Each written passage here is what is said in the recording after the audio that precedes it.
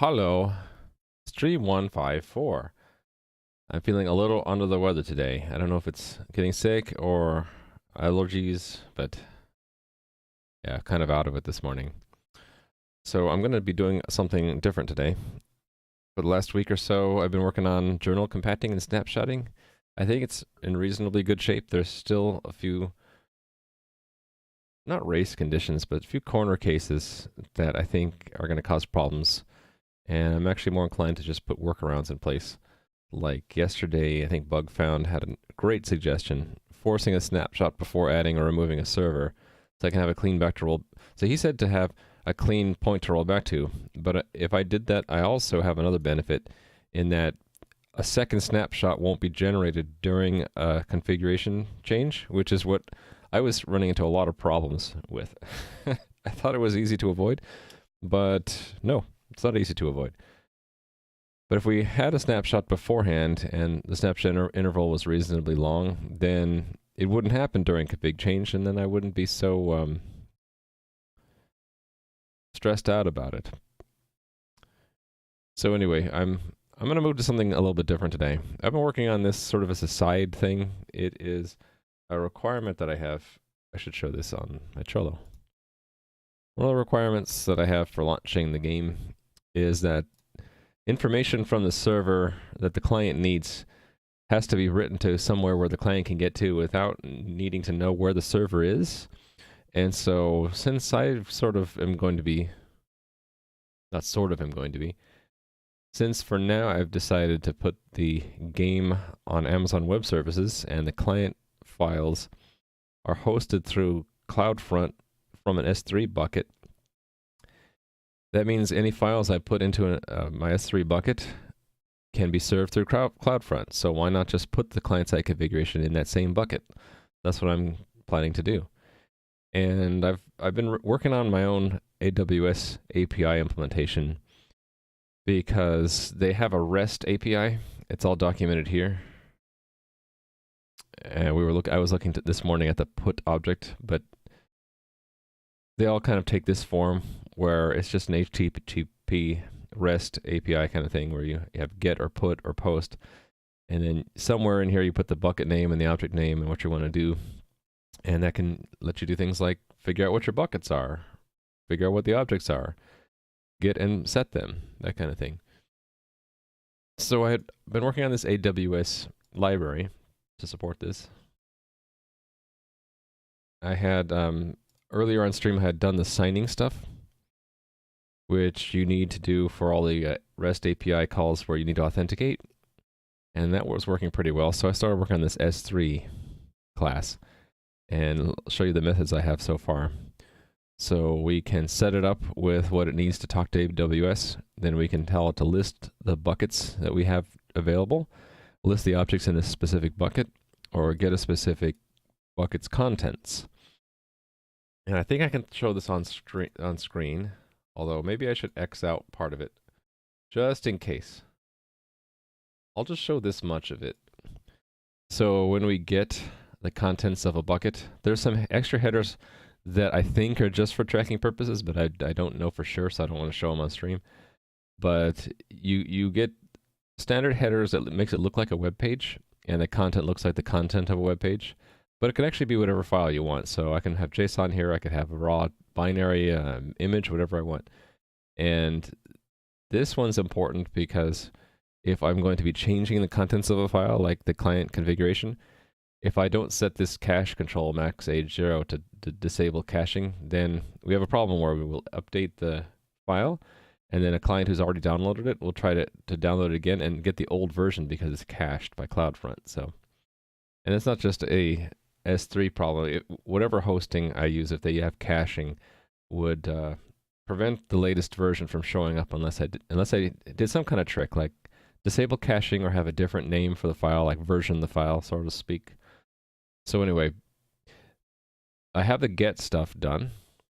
It works pretty well. So I think what I'll work on today is the put. I have PutObject, and then as far as fetching it from S3 from the client, like I said before, since all these files are on CloudFront, it's really, really easy. I already have it set up. You can actually go to it now. It even works through HTTPS.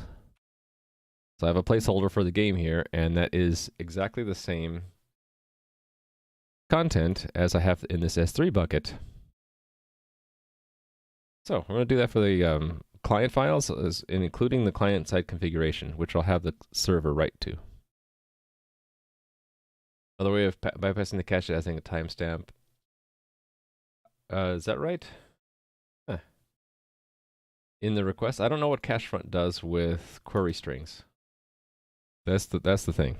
So it has to be a universal technique for disabling cache. I don't know if that would actually work. I was just going to do the cache control since that's what it was designed to handle. But maybe one of those tricks would work too. Anyway, those I'll try to work on today. And I don't know if I'll do this on stream or not, but I need to come up with a terms of service and privacy policy, and then some kind of mechanism in game so that a player can get all their data or request all their data to be deleted. This is for GDPR. And then I wanted to add some extra statistics. There are a couple of other things I want to add to that. And I want to do that before I launch, because if I launch and then add that, I'll lose statistics. It would be really cool if I had them launch time so that I can say for the entire existence of the game, how long it's run, how often the cluster has gone down, how long each server has been running, that kind of thing. I also want to collect stuff like how many players are online at a time and have a chart of that over time. Who's been playing the longest? I mean, maybe we'll have rewards for people who have played enough or helped test enough, that kind of thing. Scoring system may be tied into the stream, so I want to add a bunch of that stuff before I launch. And I should put it on the list too, but I need to clean up the front end. The player console is a real mess, and so I need to get some CSS improvements and some basic structural improvements to that. And I'll probably work on that on stream at some point, although I kind of thought about working on that today, but then I'm really not that confident in HTML and CSS, so I'd like to play around with that on my own off stream so that I don't feel like such a fool before I try to tackle that again. All right, so was that going to work on anything else today? Oh, right. So when we update a file from the server side, I kind of want the client to know immediately. So that's going to be server to client notifications when it updates. And when the client gets that, it'll just reload it. Okay, so I guess I'm working on write support first. So what I want to do before I actually program it is I want to play around with it. I have this playground program, and I'm going to just add stuff right now to it. So let's add a put.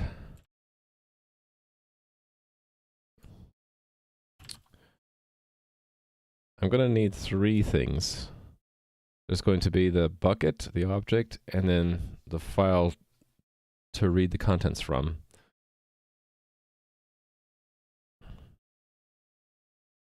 So I mostly just want to make a guess at what the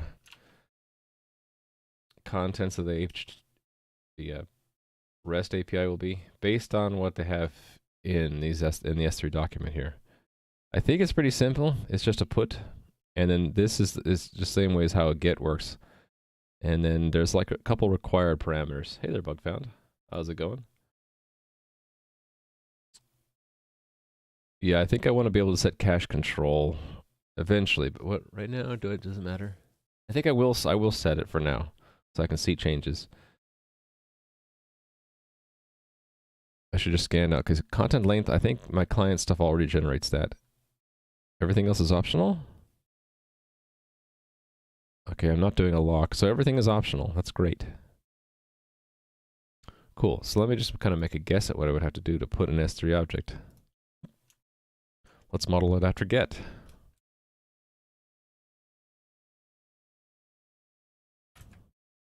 We'll call it put. This function will transfer a file to an S3 bucket. So when it gets to an S3 bucket, it's not called a file anymore. They call it an object, which comes in handy to know when you see their documentation, and whenever they say the word object, it means file. A bucket is, I guess you could think of it as a disk or a drive or something. So I'm going to try to use the same terminology. This function will transfer a file to become an object in S3 bucket. This is the name of the bucket in which to store the given file as an object. This is, whoop, keyboard slips. Make too many typing mistakes lately. This is the name of the object to store in. All right. I think I'm making typing mistakes because I'm just not sitting correctly here at the keyboard. I don't have everything centered right, I think. File name? Or file path, really? This is the path to the local file to copy or to transfer to S3. Okay. PutObject. File path. All right. So it's going to be, oh, right. Hold on. This is using that API. I don't want to use that. I had like a AWS Play in Excalibur that had like raw request stuff. I wanted to pull that.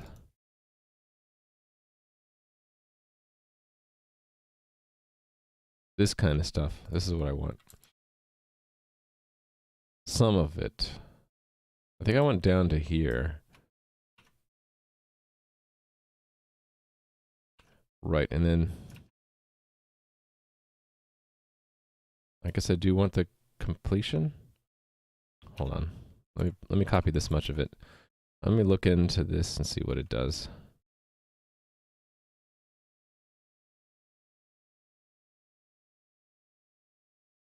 Oh, this just does await completion and then, okay. So let's take that await completion part, paste it here, and then the rest of it's a switch off of transaction state. There we go. Hey there, Incognition. How you doing? All right. So host is based off of region. The method is now put. The path, let's see what I did for get.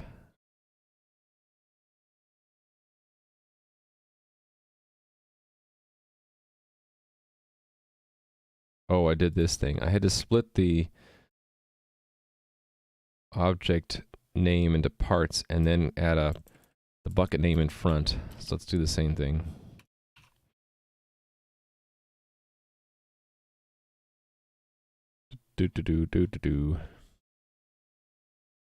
How about me? I'm doing so-so. I either have a cold or allergies today, so feeling a little bit under the weather. But yeah, that's life, right? Path. So here we're going to put it. Reassemble it. So split the object name. Do I have split here? I don't think I do. Split. I'll just copy it for now. This is just temporary anyway.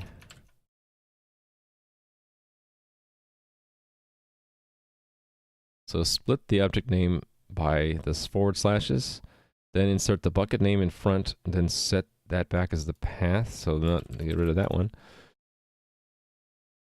Allergies, pollen, probably. I just sometimes wake up in the morning and just feel awful. And then I take allergy medicine, and then after like a couple hours, I feel better. It might also be the bad sleep schedule, you know. Let's see. So this making the canonical request and hashing and all that is part of the AWS signing API. And for that, I need the access key. Oh, so for that, let me make a bookmark here. Oops. Back. bookmark. Let's remove these old bookmarks. Okay.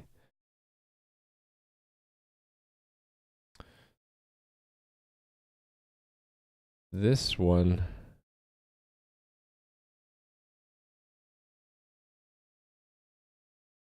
All right, so we use our configuration for that. So let's make a configuration.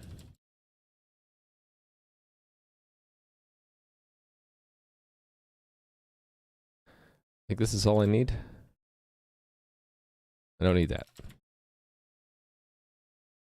Right, so get a default configuration, override the region if we need to. And then I use the configuration for the access key and secret ID. Yeah, working with cloud services. I'm making that climb up now to try to get stuff on the cloud. So part of it was to transfer what the client needs as far as the server's config over through S3 so the client can read it. So I'm going to be using S3 to store the game itself anyway. And so I have you can actually go to the website for the game, and it's really just, it's going through CloudFront. So the actual content of that website is an object in an S3 bucket somewhere with some special things I'm doing to disable caching. But otherwise, anything that the client needs should be able to retrieve through just normal web APIs that's going through CloudFront. So it's the writing of them I want to automate from the server side, which is put through the S3 API. So maybe I should put this into today's plan.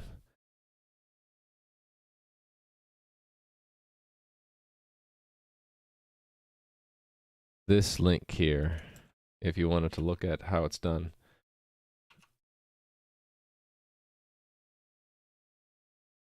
So let's say AWS S3 REST API. There we go. There, it's in the notes now. Right, so we're assembling a put request to S3 in the correct region. We're doing the signing. We're adding the authorization header, and if we have a session token, we can add that. I don't think I'm using session tokens right now. And then I wanted to basically see the raw request and do the request. That becomes HTTP, right? Yeah. HTTP arrow.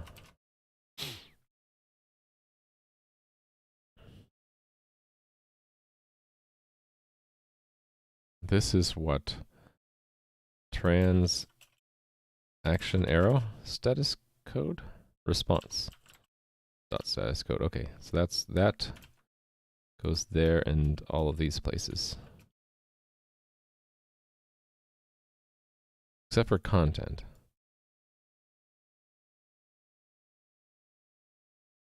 That's body, right?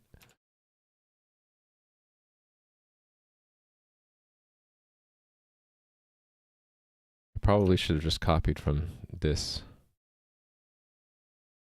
Let me just copy from this. Yeah. From this part of it. And paste that in here.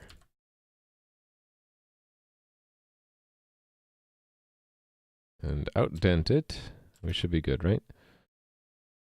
Okay. I just want to see the raw response.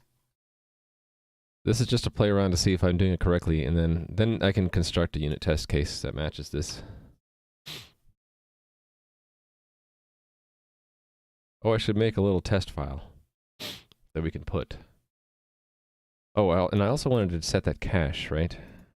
So request.headers.add header cache control max age equals 0.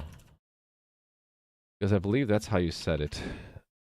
If I go to operations on objects, put object, you say one of the things you can put in the request headers is cache control. So that I can play around with changing it and not have to worry about it being cached by CloudFront. think it's ready to go. Let me make a test file. Where should I put it? Well, let's make it JSON.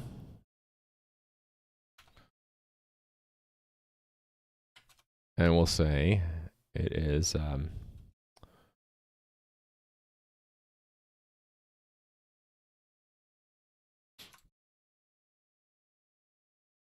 type execute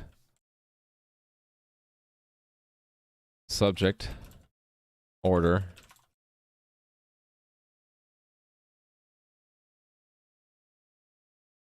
number 66. There, execute order 66. Let's put it here. Order. Oh, you know what? I also just realized I didn't set the content type. We should probably do that. Content type. Let's call it application JSON. That's the correct MIME type for JSON, right? I think so.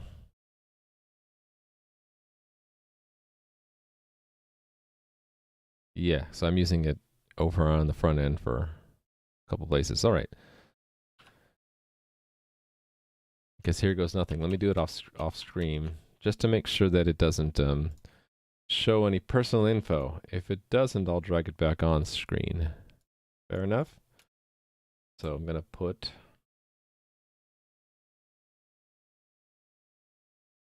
.json, order.json. Error, unable to connect. Oh, okay, I messed up something here. It had nothing for the region. Oh, we should use config region. Let's try again.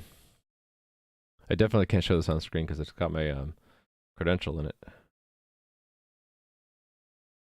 I got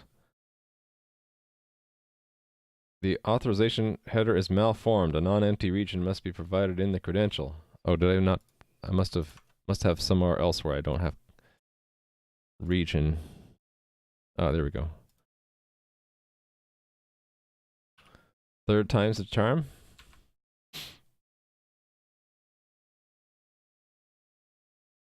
You must provide the content length. I didn't provide the content length?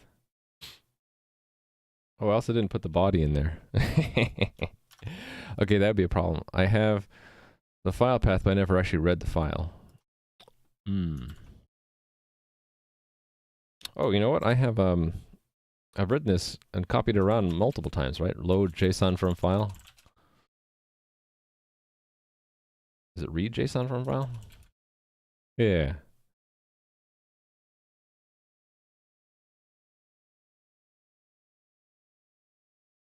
Alright, that's actually all I need.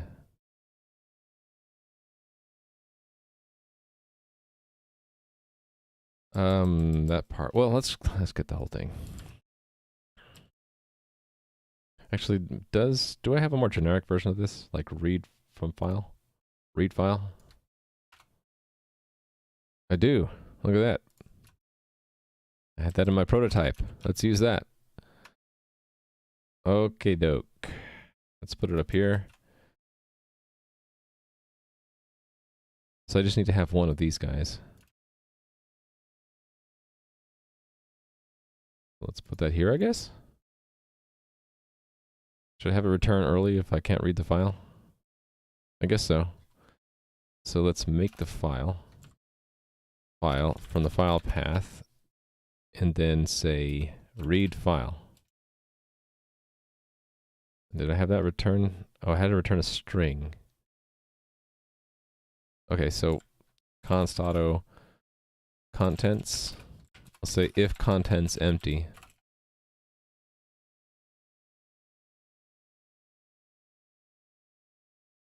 We'll return, but we'll print out something like some kind of diagnostic message saying there was a problem.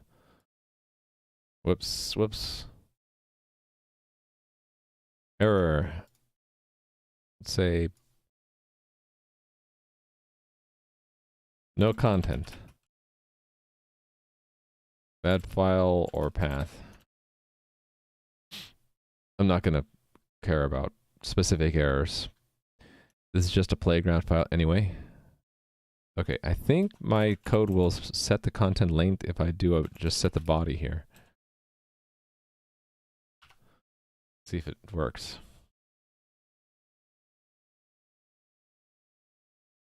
It didn't, so I gotta do it myself. Okay, not a problem, we can do that. So here, request, I can just copy this. Content length. And then I need to format as a string the size. So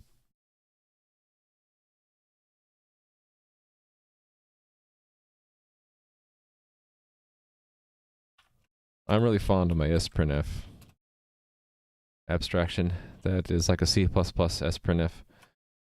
ZU content length. Actually put that all in one line. Contents length. Yeah, there we go. There we go, 5th time. Oh, I think it actually worked. So now, any of us can go and try to fetch that file. Go to that /order.json. Ooh. Execute order 66. It worked. So now let me make sure I got the, yeah, see, I can't show the put on stream because it shows my credentials, so let me turn it around and just do a get. And maybe I can show that much. If I get it back, and then, can I scroll this? I'll scroll a little bit. No personal info. All right. So it has the cache control in there. So, and it has the type in there. That got through. That's great. So I should be able to change the file, and even though it's on CloudFront, I should see it change. This is important because if the server changes this test config file, you know, and puts a different order number in there, like I'm going to do now, I want it to not be cached. Where did I put that file? Order. So let's change it to 85. And then I'll put again. And then I can refresh. Oh, look at that. It works. Yes. Okay. Now to formalize this.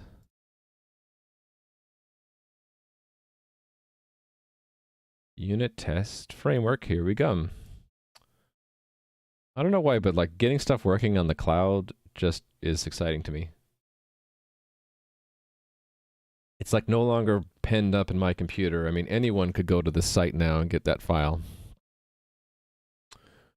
For some reason, I find that really cool. I don't know about you guys. That's why it's exciting to me to get this objective done. To get it up onto AWS, because even though there'll be nothing but a login screen, and then when you log in it says hooray, you've logged in, that's all it'll be. The fact that my viewers can do that and see the client update as I update it is just exciting to me.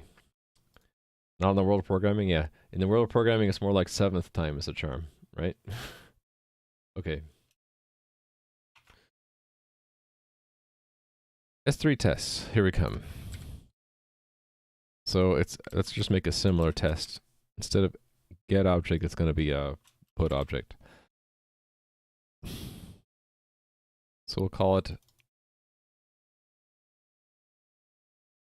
put object. Oh, it changed it in too many places.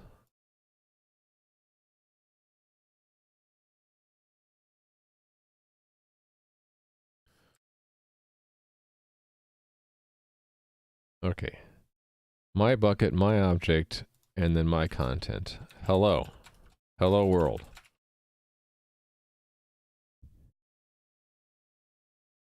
And let's also have an optional set of headers. So we'll have like cache, what was it? I already forgot what it's exactly. Cache control.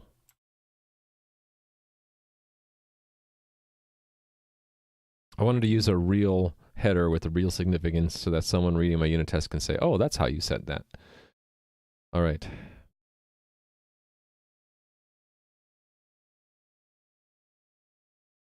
I want it to be like a map, key value pair.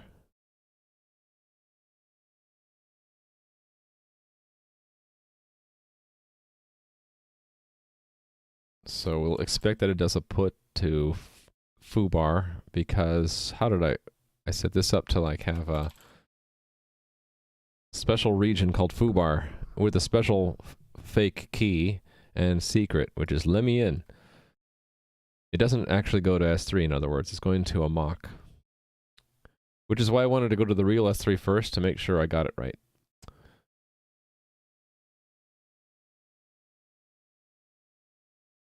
All right.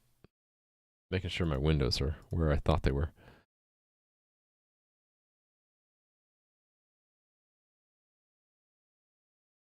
Okay, it's my bucket slash, or my object. Actually, that's correct, right? And it should have those headers, and it should also have the cache control header. In fact, we should be, actually, I can turn this around. I can say it's equal to that. Get header value. Okay, and the transaction should complete. Let me look to see what does the actual S3 do for the put when it worked.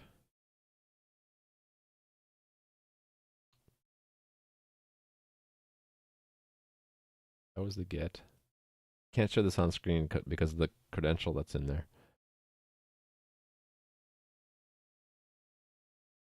Okay, it did a 200 okay, and it had a need tag and a date and nothing else, no content. When it failed, I got an XML with the error. So it's the same as the get. There can be error info. Otherwise, it's just a 200. So this will simulate.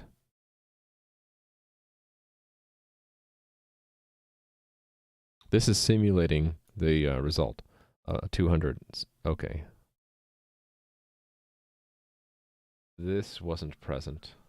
What was?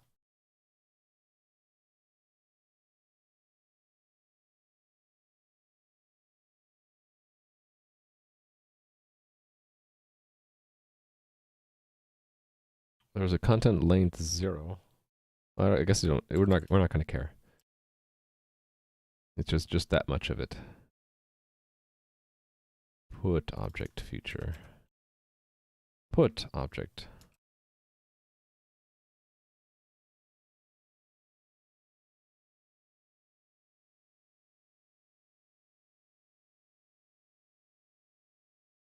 All right. Do I have a unit test for a failure? I don't. Maybe I should do that. Maybe do it later. Do later.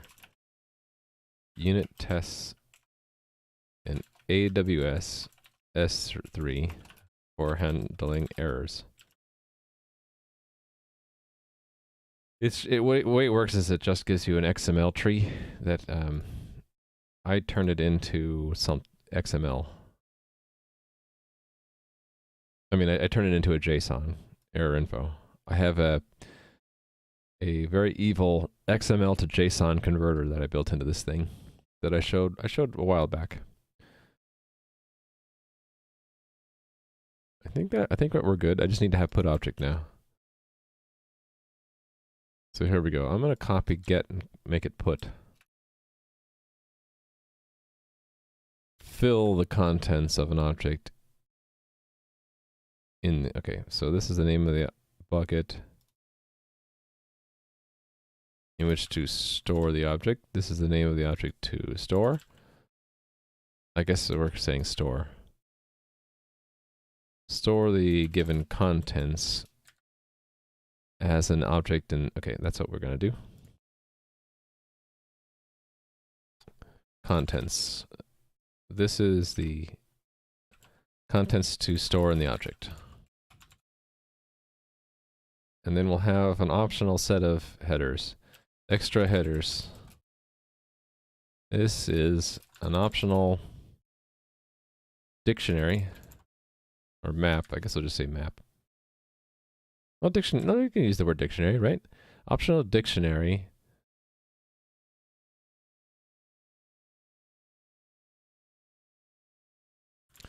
Listing extra headers to include in the API call. A feature is returned which will return the results of the request. Exactly. So that's put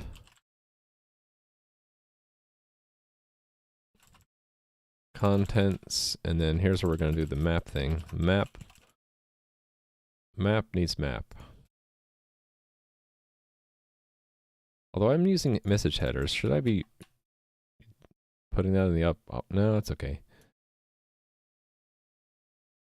We'll just use normal map. String to string.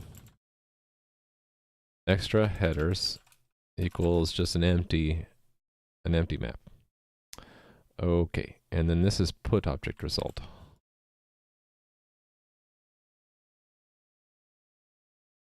Okay, PutObject result, what do we need? Not much. This is the PutObject. So there's the transaction state, the status code. There's no content, and we can include the headers, sure, and the error info. That's fine. All right, PutObject.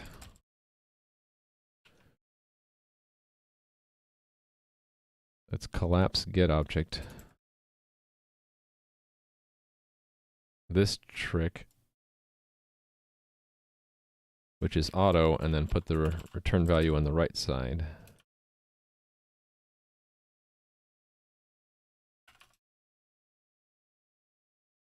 Okay.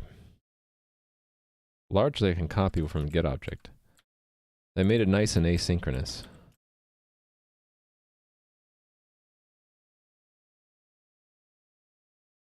So this is a PutObject result. The region, the date, the request is a put. Do the same construction of the target, and then there's some extra headers I wanted to put in, right?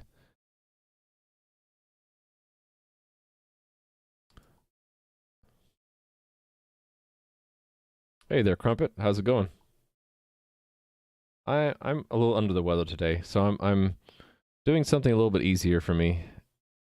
I was up late last night. That might be why. I was struggling with corner cases and that snapshotting and log compaction. I think I got all the things I need done. So, but I just thought I'd take it a little bit easier today. And I'm doing something.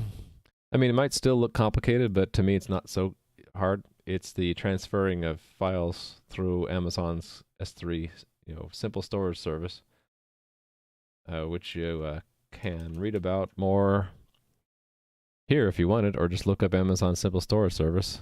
But it's a way to transfer content between server and client. So we were just showing this example. Where did I put it? Here.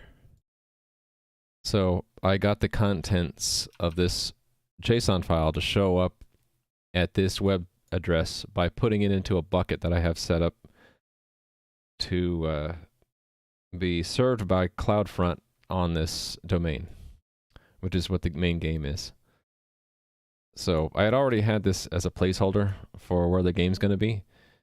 And now I have it so that through the AWS library I've been making here, I can use this PutObject call to actually store whatever I want into an S3 bucket and have it show up on the web.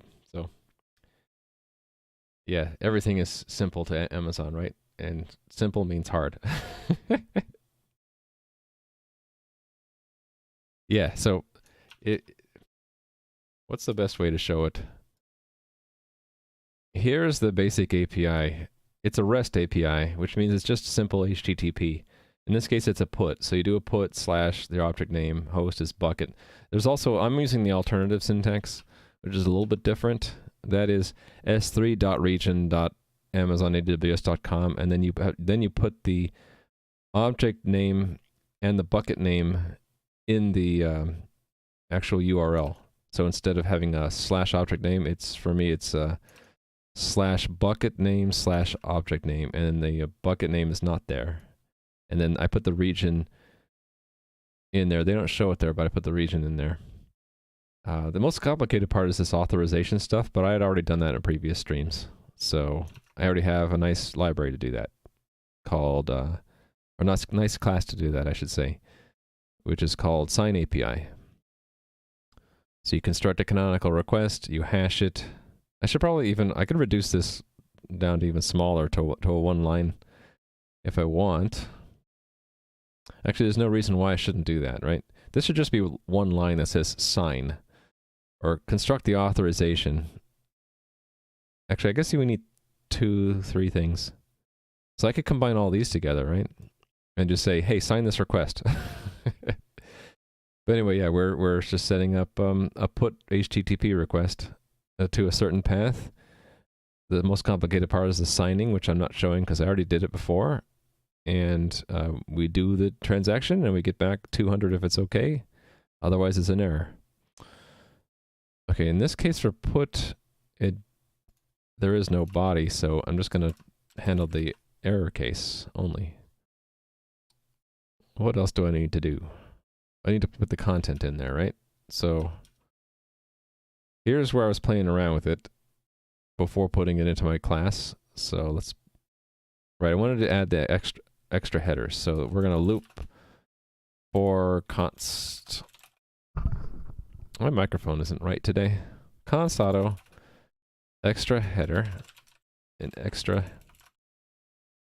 I don't know. Do you guys look at this code and find it easier than what I was doing yesterday, or harder to understand, or about the same? For me, it's much easier because it's very straightforward what we're doing to me. But as in the work I was doing the last 3 or 4 days, it was very convoluted. Like, made me feel that I had designed it wrong or I needed to refactor it a bit. It's all really hard. I'm sorry. Well, maybe just trust me when I say that this is a bit simpler than what I was doing yesterday. Maybe a bit, not too much. All right, extra headers. Oh, I need to capture it. Yes, let's capture it. What this does, if you're not sure what that means, this is a new thing in C++ where you can say, I want to start an asynchronous operation. And instead of returning the result of the operation, it returns what's called a future, which is the receiving end of a promise. You might have heard promise in other languages. It's like a contract that says, eventually I'll give you a value of that type, but not immediately. You have to either wait for it or block waiting to get it. I mean, that's the same thing. Either wait for it or poll every once in a while to see if it's ready. And then, so the body of the async is a function object, and that gets called in a separate thread. And that thread, so this thread runs independently of the caller of PutObject. When it's done, what it returns gets packaged up into the future, so that the main thread, when it blocks or polls for the future, it'll get what we return way down here when it's actually done. And while we're still working on it, it will not get that, right? So it used to be a lot more complicated to do this. You'd have to start a thread, you'd have to have a function that you call from that thread to do this, and then to get the result back, you had to store it somewhere and then have a condition variable. It was madness. So now it's pretty easy if you use future/promise and async. There are a few caveats, like you have to say launch async. The default is not to make it truly asynchronous, it's to make it lazy loaded, which people usually don't want. And then other things like the future that's returned, you can't just throw it away. If you do, you actually block waiting for the asynchronous operation to finish, which is not something people expect. And Scott Myers, I think, talked about that in one of his blog posts. I think it was Scott. Anyway, so extra headers we want to attach. It's very straightforward, right? We just add header, extra header first, extra header second. So when you're enumerating a map, this is a map. When we're enumerating it, which means if you have a for loop with a colon, then the iterator, so to speak, is really a pair. So in C++, a pair or a tuple has the first is the left-hand side, second is the right-hand side, and the left-hand side is usually the key. So that's the key and that's the value. They happen to be the same type here. But yeah, the keys are the header names, the values are what value to put for that header. I also want to set the content length the same way. So I actually don't want add header, do I? I want to do set header because this might have added it, and this I want it to be overridden. So content length, it's going to be contents. Oh, we need to capture that. Contents. Here. What I mean by capture, since this is a function object, everything that function needs has to be passed in either through the parameters, global variables, or what's called a capture list, which those become like hidden member variables of a anonymous class of which this is the sole method. So there are ways you can like capture implicitly. If I used star or something, it just captured whatever. Okay, it's not star. I can't remember what it is. I don't like to use the implicit capture. I like to explicitly list what are the things we're capturing for this function to use. And if it's a member variable like this impl underscore, you can't capture member variables directly, so you have to make copies first. So a little bit of warts. Remember, like I said before, C++ is a warty language. A few warts like that. You have to understand. You have to capture things that some member variables can't be captured until you make copies of them. Anyway, is it equals?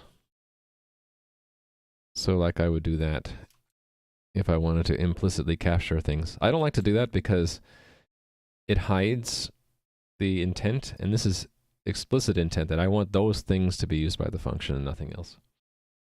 Double at for reference. Okay. I don't like to do that though. Oh, right. If we're capturing something by reference, you would do something like that.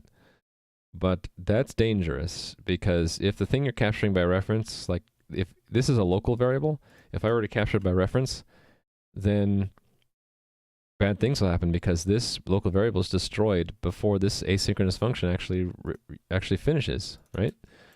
So by capturing a copy, the function object has its own copy of everything. So these originals are all copied when they're captured. That's very important. All right, so I set the content length, and I didn't set the body yet. Body, and then the rest of it's the same, right? This stuff that I need to button up as a helper. This is different, right?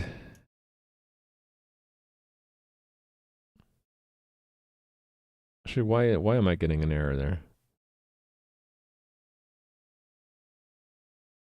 I don't know. I think that's an IntelliSense bug.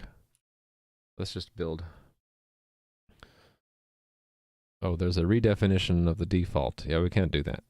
Not allowed to redefine the default. Even if it's the same. Okay, looks like it's linking. If you copy it, you don't really want it by reference. That's correct. So nothing is by reference here.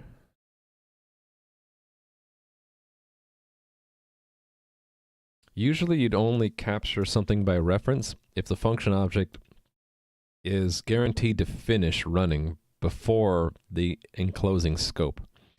So one place I might be okay doing that is in the visitor pattern. Do I have an example of that? I think I do. Visitor, and we'll turn off these flags. I did this the other day, right?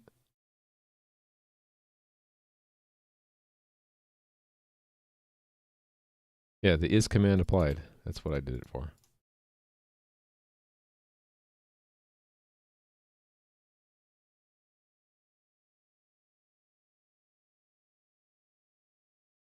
One of these I did a capture with a reference. Maybe I'm thinking about this one. No.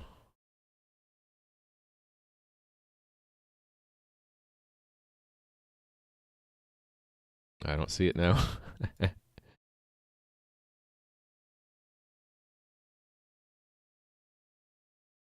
I could have sworn I did a capture with the reference in it. Oh well, if I find it again, then we'll look at it.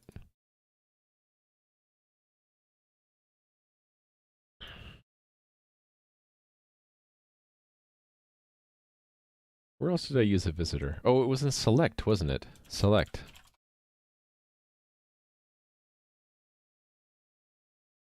Not in the test, but in the real one. That's the actual implementation, the visiting. I think this is it. So I don't use it by I don't capture by a reference, but I capture by something close to a reference, which is a pointer. This is a pointer. And so references and pointers, same rules. If you capture them, you have to make sure that they aren't destroyed, they don't get invalidated while the whole function is running. I can do it in this case because select takes a function and calls it, and then when select returns, it's already done with the function. So this function is guaranteed to only be called while select is being called. So it's safe to do this in the capture. It's safe to do references if I needed them. But something like async is completely different.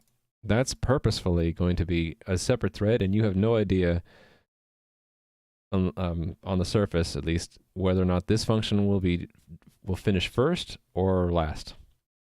And so yeah, everything is captured by value, not reference.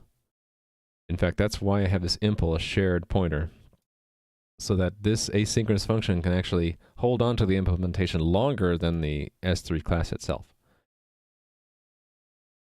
You can't tell on the surface, but what you can do is you can wait for it to complete, and once it completes, then you know it'll be done, right?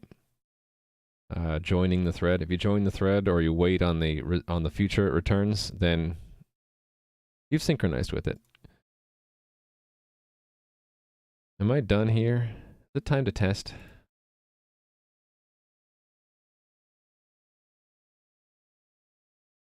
Stretch while I wait. Okay. AWS test. Let's just run them all. Yay. That makes me nervous that I got it right on the first try. Maybe I should hose it just to see it fail.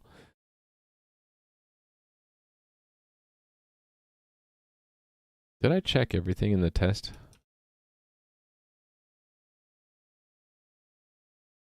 Oh, I didn't check for the body. We should check for the body, right? We should also check for the content length, which will be this many characters long. Let's do that. So, what's the length of this? 1, 2, 3, 4, 5, 6, 7, 8, 9, 10, 11, 12. That's 13. That's content length.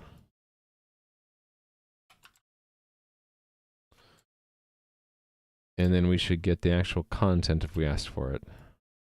So that is request body. I know, everyone knows it doesn't work until you, well, you say until you compile it. For me, it doesn't work until I compile it like 7 times and see it fail 6 times. All right, so very suspicious now that it's passing. Let's just comment out the body. If I see the test fail now, I'll be more comfortable. Oh, it crashed. I guess it counts. Debug. Retry. Oh, that's interesting. Okay, there it is.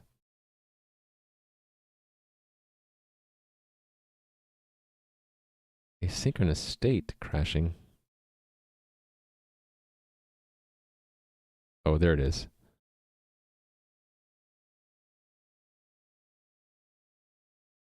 Actually, these are safe to look at, right?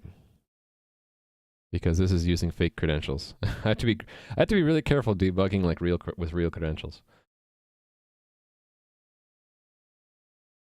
Yeah, why did this crash? Subscript is out of range. Only one credential scope part.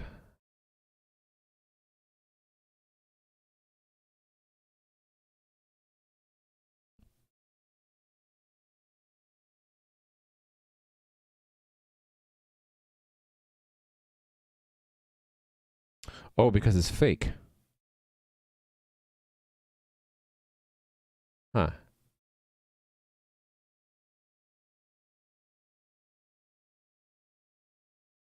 Is that why? Because it's empty string?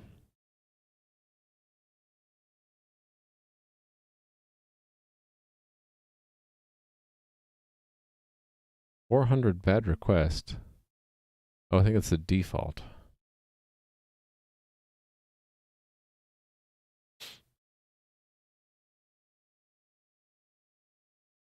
I think it's because I set the content name without setting the body.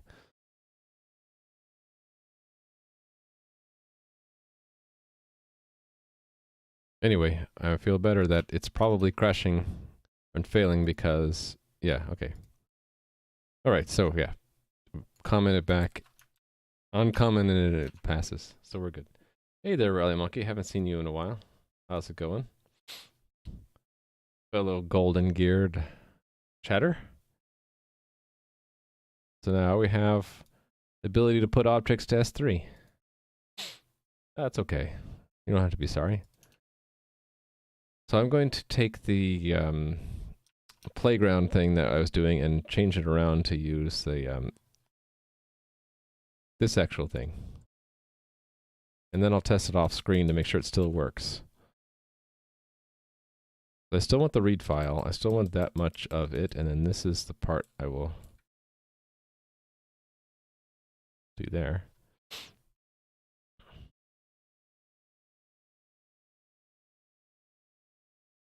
Put object. This becomes, let's take get object and change in a few places.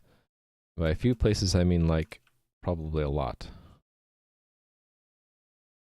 Not that one, that last one though. Let's try again.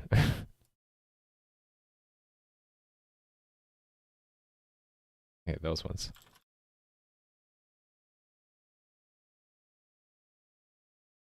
Gauntlet Dark Legacy.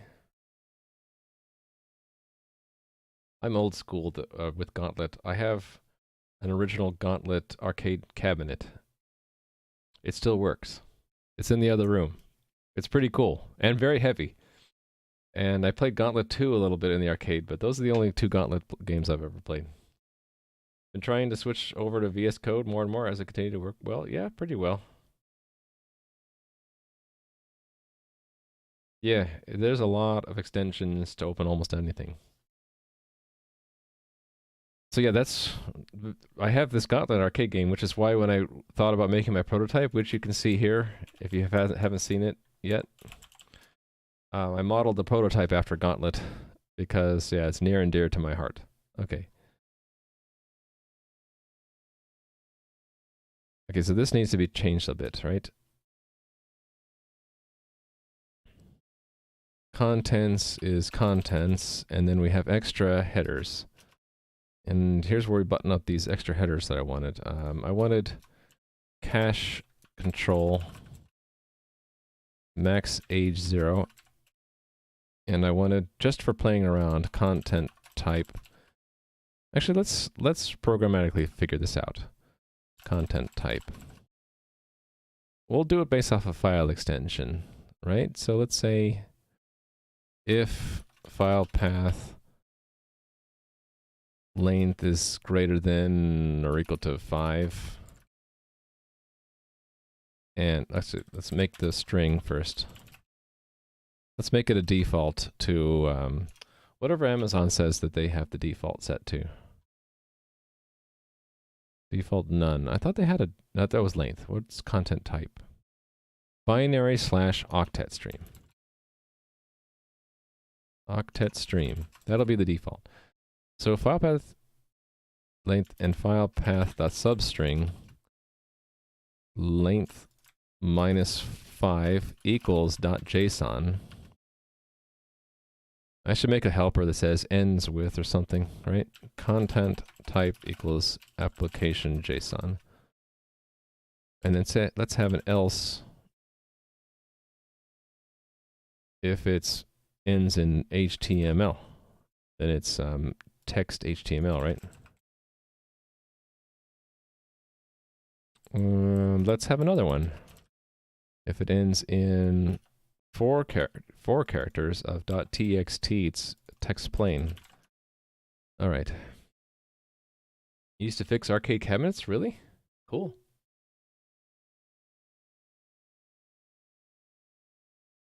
So I had the EEPROM fail in my cabinet, and I actually ordered a replacement from the guy in Santa Barbara who fixed it up and sold it to me originally.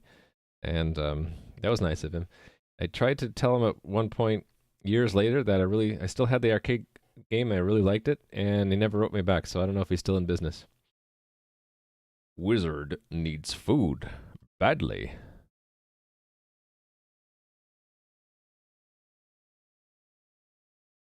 Beachhead was pretty funny on the inside. Oh, computer? Yeah, the Gauntlet game I have, it's a huge ass PCB with like old 80s, old 80s style dip package chips. And I believe that the sound chip is the 80, what is it? The 6502. It's the same CPU that they use for the Apple II, is the sound chip in the Gauntlet game. Still works. All right, put object result. Do I care about the headers? There is no content. Right, so it's just if it's not equal to 200. This is it, right? If there's errors, there's errors. Let me try it out. The model runs are all PC. I have a friend who did the opposite. Well, it's not really the opposite. So instead of actually making a cabinet, or no, sorry. What did he do? Instead of actually having different cabinets, he made his own cabinet and put a PC inside of it and had it run whatever it was, MAME, I think? Yeah, MAME, the arcade emulator. And so you could, when you booted it up, it had the same arcade controls like a normal cabinet would, but you could pick which game you wanted, and he had like a dozen games. Yeah. No, but I like the original stuff. I only have room in the house for one of them, and it's really heavy. It's like friggin' 300 pounds. Like inch-thick particle board all the way around. I think that's so that kids couldn't, tip it over or, break it by just shoving it around in the arcades. Yeah. I think I had a couple friends over at the time to get it in the door. Okay, I'm gonna try. I have to run. Unfortunately, I have to run this off screen, because it shows my credential when I run it. But let me try it again. Yeah, it worked. Oh, let's run that again to make sure it's actually doing the right thing. I will go to, what is the order right now? 85? Well, we need to make it 66, don't we? So let's turn it back to order, execute order 66. I'll run it off screen again, and then we can refresh it. Yeah, there we go, it works. Execute order 66. All right, I'm gonna check this in. And this is all in GitHub, by the way. This library I'm working on to interface with AWS. So let's check it in. Map. Put object result. So I added put object. There's the implementation. And there's the test for it. S3 add put object method. Cool. So now to actually maybe think about using it. So the cluster leader is going to be forming the client configuration and writing it to S3 so the client can pick it up. We set that to avoid it being cached. So I have to decide, what does the client actually need for configuration? Yeah, what should it need?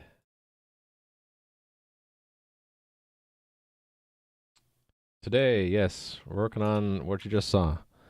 S3 for transferring information from server to client before the client knows where the server is. So it's all on S3. It's I have a bucket that is being used by CloudFront, so you can actually, if you wanted to, you could go to that where I just put that file, or you can go to the main site, which is just a placeholder. But that's where the client is going to be. Now I can write to it from S3, which is wonderful. Wonderful, awesome, goodness. Keep that at 200%, I guess. Okay. Okay. I guess it's time to look at the client side. What do I actually need?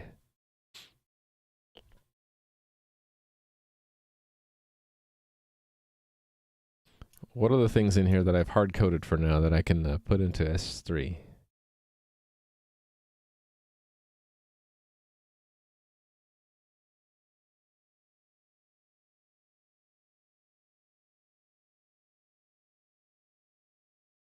Well, it's not that the key is directly in the command. I'll just tell you what I'm seeing. Well, before it was printing out every header, and so it had the authorization header in it. See, the authorization has the credential in it. And then it has the signed, so the signature is probably okay, but it has the credential in it. So that would expose my AWS ID. So I don't want to do that.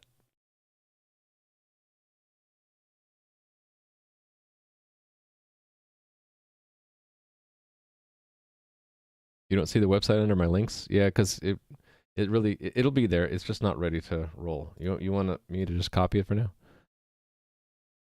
It's based on the name of the game. So right now this is just a placeholder.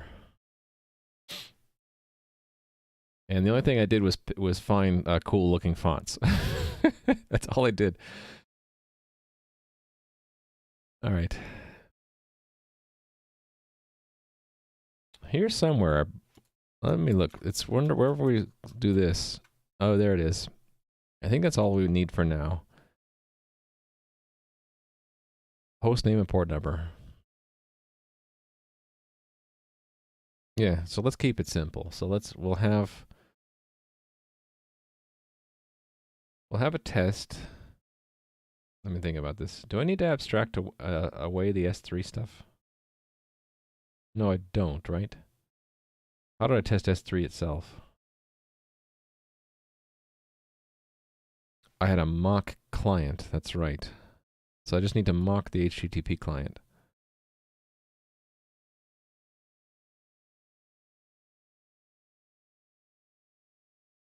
That's not too bad. All right.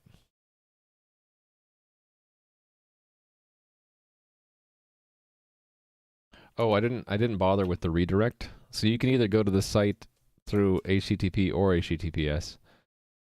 It just goes to CloudFront. So there's nothing stored. It's all static pages. There's nothing transmitted to it. It's all just gets. There's no cookies or anything. So I figured if people felt better with HTTPS, CloudFront lets me put in a certificate. So I went ahead and did it. And you can see it's signed by Let's Encrypt, because that's real easy and it's free. And the only thing I need to do is remember to renew it every 90 days. And it gives you the nice security verification. And if you're like me and you're like, well, I don't need encryption anyway because it's just static files, you can go to HTTP.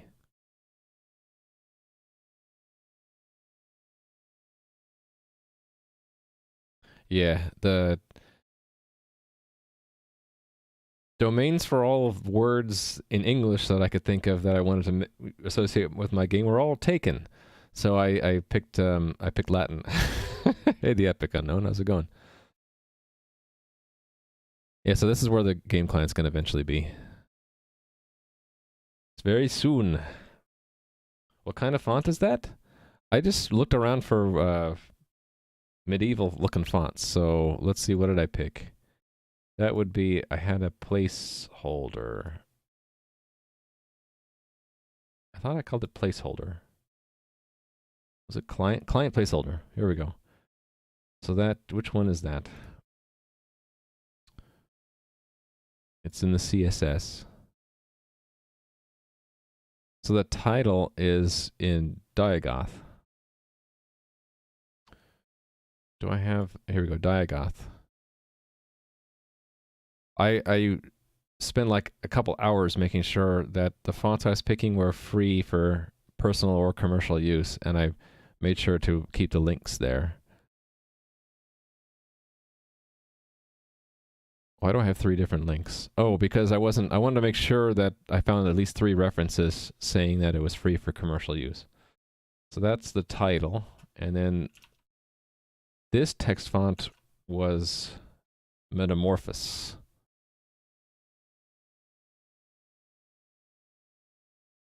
Open font license. I think this says that I can use it. As long as I keep this, right. It said I had to keep this, what do they call it? It's like you can use it as long as you keep this stuff around. Which I'm like, okay, I'll keep it around. Yeah, so the way you put it into HTML, I found out, is you can do these custom font faces in CSS, and then it'll fetch by URL the true type font that you need, and it shows up pretty well for me. I don't know. You guys let me know if you see any font issues. But I'll probably go with this text font for text in the game because I think it's kind of cool. And I don't know if I'll keep this for the title. I just wanted something that looked gothic or medieval. All right, and enough geeking out there. I was going to add a test case for this. I want the server to be writing to S3 sometimes. I guess in the test environment, I don't want it to be. So I want it to be optional. There's websites full of free fonts. Yeah, that's what I did. I dug through those free font websites. In fact, I already closed it.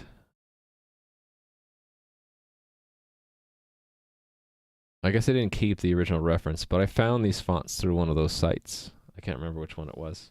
Comic Sans. No thanks. Although I might consider Drama Sans. Yeah, you know what? I found some Gothic fonts that on those sites it would say it was free, and then when you dig into it, you would find that the author of the font only says it's free for educational use. So if you wanted to use it for commercial purposes, you're supposed to pay him or request written permission or something like that. So I had to be extra careful when I picked fonts to find out, is it really free or not? Nobody can take anything that's not in Common Sans seriously. I thought it was the opposite of that. Let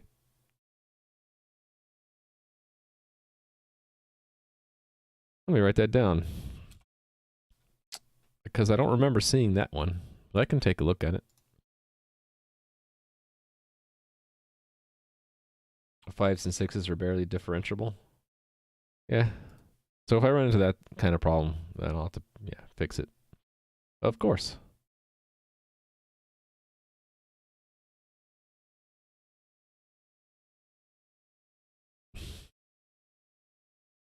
So writing the client configuration. When do we want to do that? Probably when the configuration changes, right? So where does the configuration change go? To the coordinator? Config? On configuration change? This is probably the right place to do it.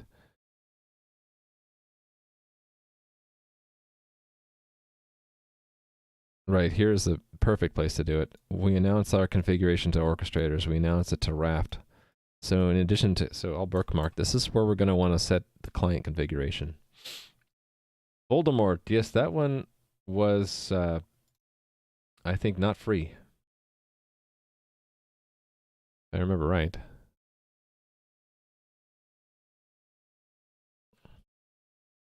You're going to ask me why am I using Bing, and I have a good reason to give you. I'll tell you in a second. This one, there was some issue with this one.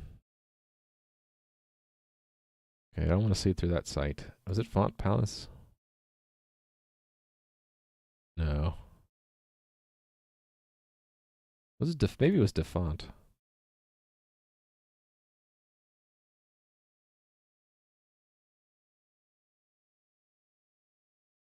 So it says free, but you can't go by. You have to look for the license file.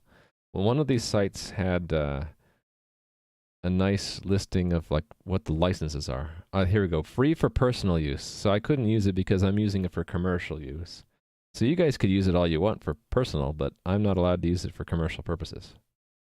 So what I'm doing is classify commercial purpose, right? Too bad.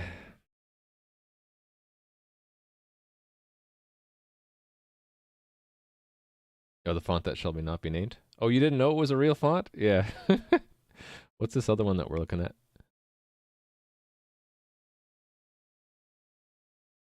That's interesting. What is that? Type a phrase and see it in Sans. Oh, this is a Sans Forgetica. Study notes.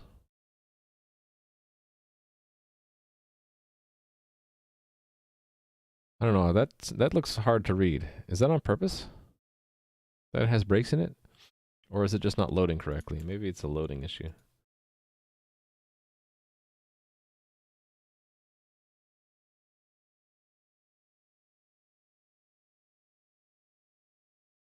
No, that's really what they do. Why does it look like that? Yeah, I don't like that. Why do they think that that's easier to read? Huh. I don't like it. Sorry. It encourages you to remember stuff. Really? Okay. Well, remember, I'm older and stuck in my ways, so. So how do you say that? Unseal Antiqua? It's free for commercial? Okay. Yeah, for me, it's got to be free for commercial. Otherwise, it's an issue. And that's the other thing. Again, some sites will say it's free, but you have to look and find the actual license file, like from the original author, to make sure.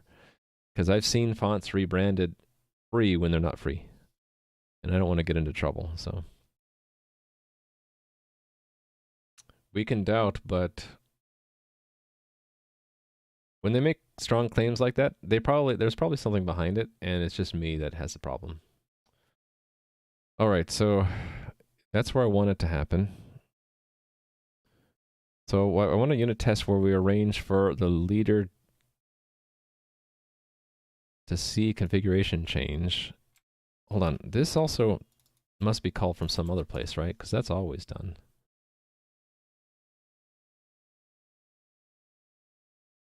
Yeah, we do it there. And what's this one? When it's identified. Okay. Yeah, the initial configuration we need to announce too, right?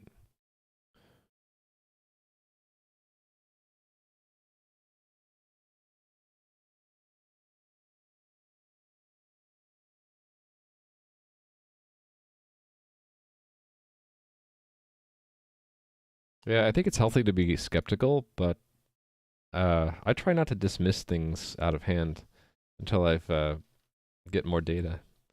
I'll start skeptical and say, well, it doesn't look like it's something for me, but you know, who knows what other people think of it.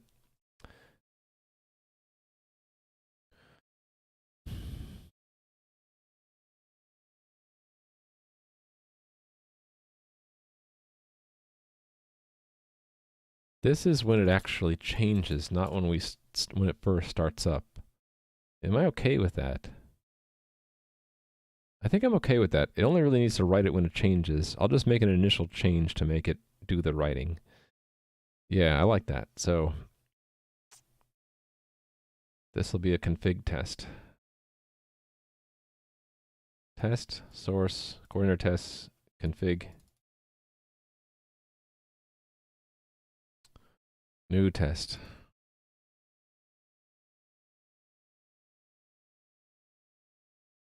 So write client config on configuration change. They need to arrange a configuration change. Let's see it happen. Why do I have this? Oh, this is a test that can only be run when we're not optimizing? Oh, because it has an assert death. Hmm. Makes me think I should go rewrite that test.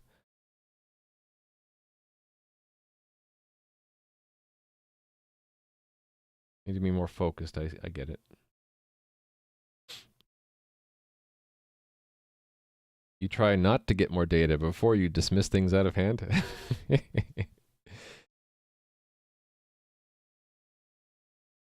Having heard the claims made by the font maker, it's impossible to reliably test them yourself now? Well, it means you're saying you'll be biased, right? Yeah, that's a problem. Bias is a problem.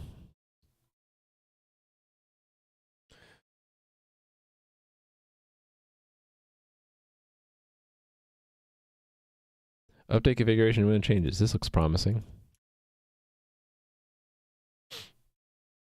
Is that it? I just need to change something? So just make some kind of change that would affect the client configuration. What would that be? Let's bookmark this location and look at the real configuration.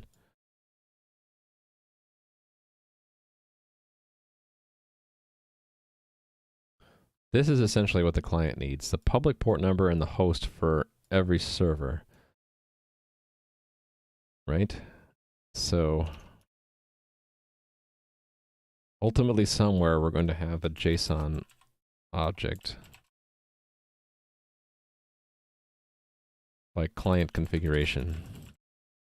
And it's going to look something like this, right? It's going to be a JSON, actually it's going to be a JSON array of objects. And each one will have just what the client needs, so host and port number. Oops. Transpose.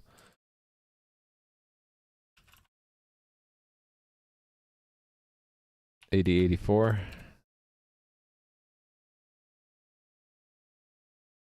So I'll copy literally from what I have from my local host configuration, but I don't remember if that's what I had for the test configuration. But that's sort of what I want. So then the client can connect to any of these. The idea is that if it loses connection or if it can't connect to one, it'll try a different one. And eventually I'll have load balancing and handoff of clients between servers, but I don't have that yet. What sorts of things am I putting in S3? So I'm putting all the game client files in there.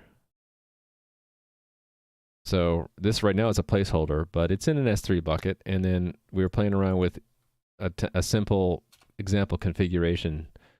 So the thing I'm forming here, which is what the client really needs, I'll put in a similar kind of JSON file so that when you load the game client, it'll in the background load the configuration, find out what the server host and port number is, and then automatically connect to it. That's the idea. So all of the HTML, CSS, JavaScript, and JSON files the client needs are going into S3.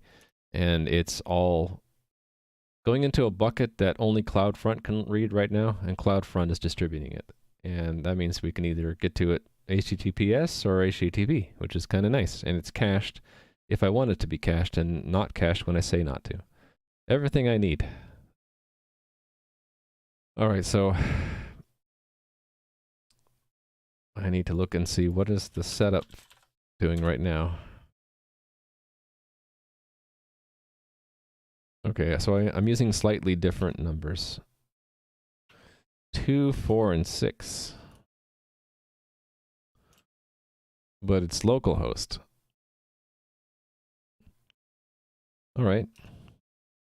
So I need to change something that causes one of these to change. So let me change realms foo server 0. Realms foo servers 0 port. We'll change it to 8182.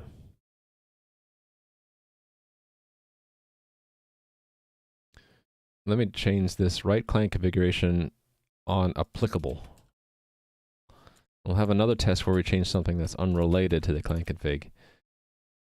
Right client config, no, do not write client config on on unrelated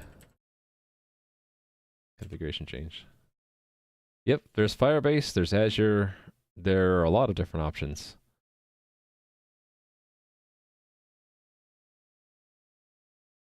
And hey there, Flip. How do you say your name? Flop? I'll just say Flop. That's okay. Yeah, so why am I working with S3 right now? I just need some kind of cloud platform. And I know some folks who are nice and helpful who are also using AWS, so it seemed like the logical choice. The prerequisites for getting it up and running include that the client needs to get configuration from the server cluster. And so the cluster is going to be writing a config file to S3, and then we're going to read it from S3. Because I have CloudFront set up, reading from S3 is very easy. You just have it go to a web page like this. That's all I need to do. Oh, so if you want to see an example of the kind of game that I'm making, check out the prototype. It's a small-scale proto demo showing what the game hopefully will be in a little bit, and maybe a month from now. Hopefully.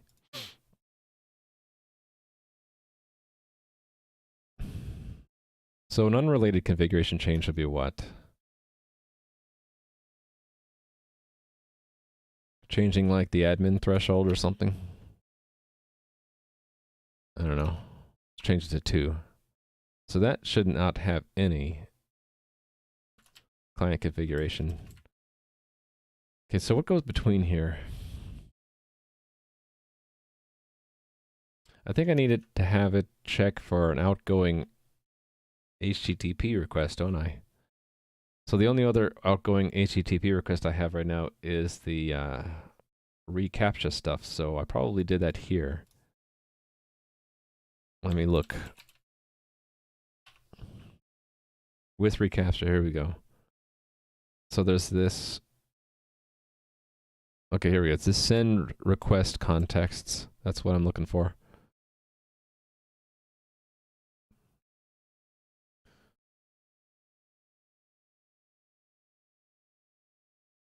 There we go. So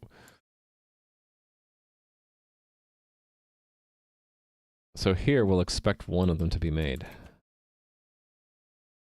And then we need to check to see if it's what we expect, right? And then for an unrelated, it shouldn't make any change. So this should be 0. Okay.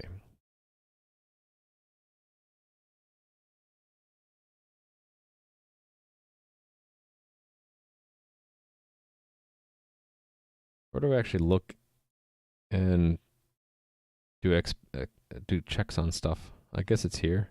Yeah.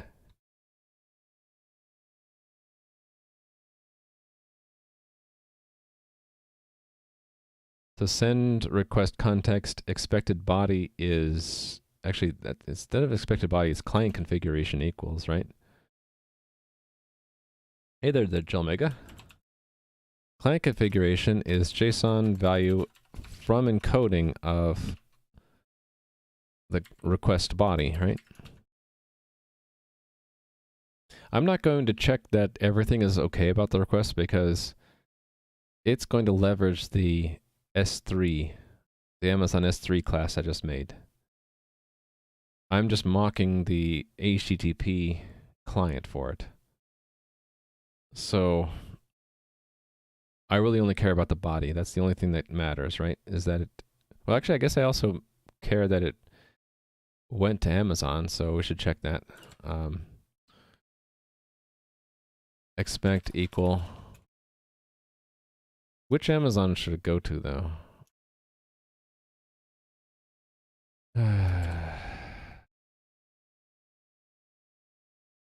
Will I need to configure the realm?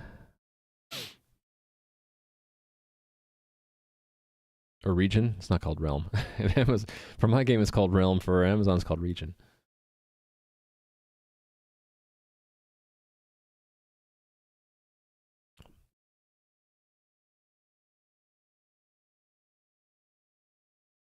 I think I do want to configure these things. So Yeah, let's just check these two. Make sure it's a put.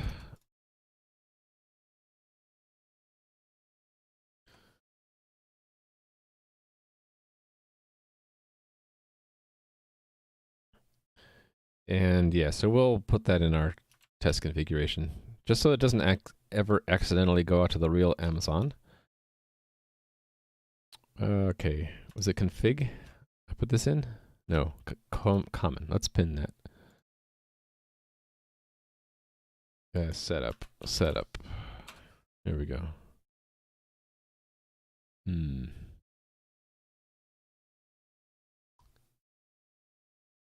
I guess we'll let the WebGate deal with it, so it'll be another configuration entry for WebGate, AWS.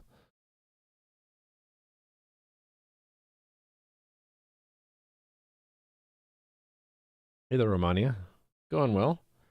Feeling better. I was feeling under the weather at the beginning of the stream. I think it's just allergies. I'm feeling better now that I'm working. Travis once lost our production database for running tests on it. Yeah, let's not do that. So I need to tell the game what region. So of course the region is foobar when we're testing. Oh, also we'll need to tell it the bucket, right? Bucket will be, what did I put in this test already? My bucket. My bucket. Should I make the object configurable? No, it needs to be well known. I need to hard code it. It's one of the very few things I need to hard code. So it will be exactly what we'll call it client config JSON.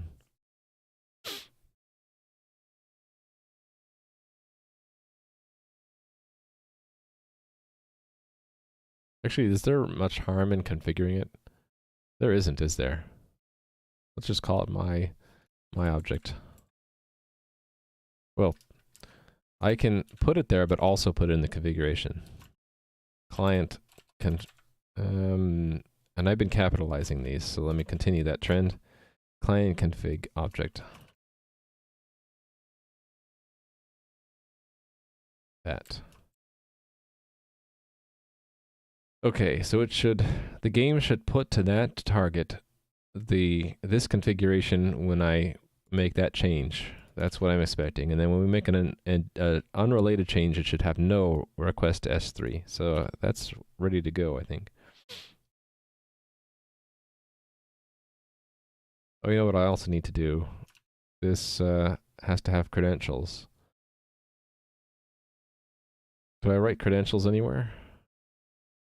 I do. Okay, so let's put them here. AWS.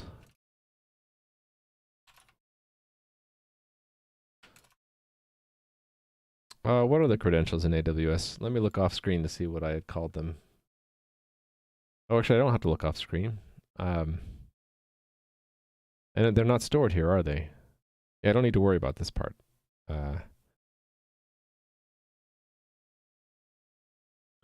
What does the default do? Maybe I actually do want to configure it here. Oh no, I definitely don't. Hold on. I'm going back and forth. I think if you're running on an EC2 instance in AWS, they store the credentials for you in the default place. And so let's see, where is that?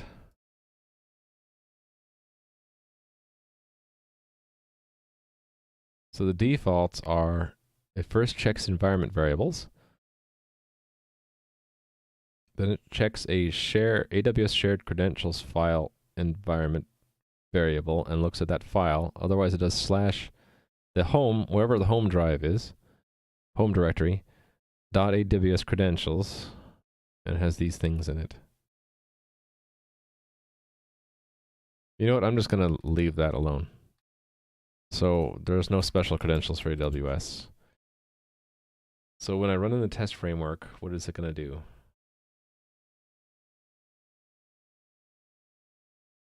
It's gonna go to my real credentials. I don't want it to do that.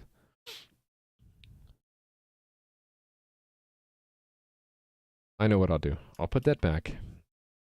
if I configure them here, it'll use them. Otherwise, it'll go and use the default, because this is all only run from default, good defaults, right? Yeah. So what do I actually need?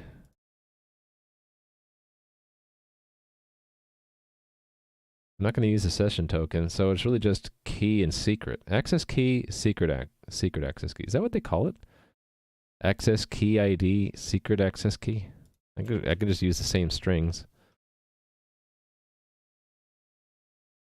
Access key ID is Pepe. Secret access key is Hunter2. And how am I going to check that in the test? Those go through a convoluted process of generating the authorization code, right? Let me look at this up. Part of it I think I can get, right? So in this API introduction, they talk about signing, authenticating requests, right?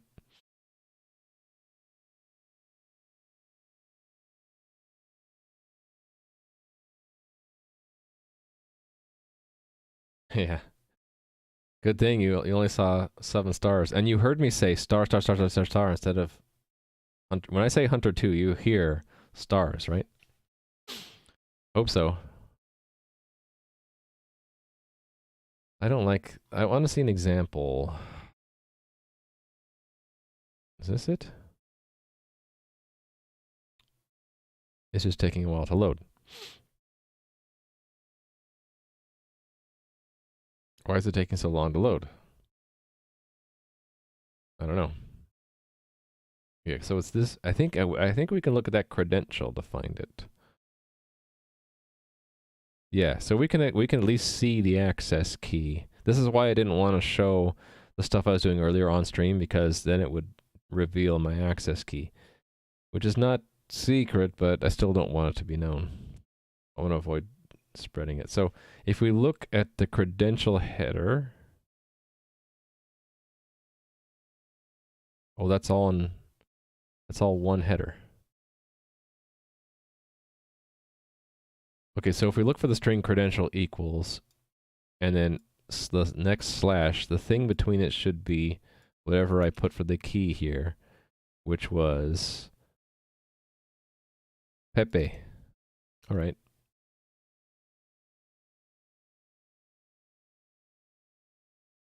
So I can do it this way, right? I can say, not this place.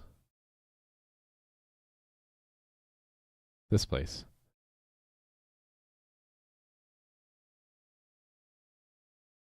Expect true that send request context dot request headers get header value authorization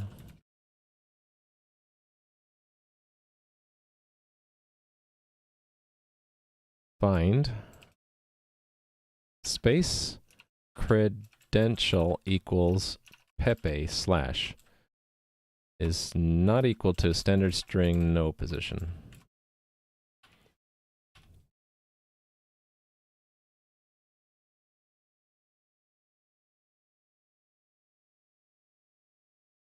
Making it readable there. Good one, Steve.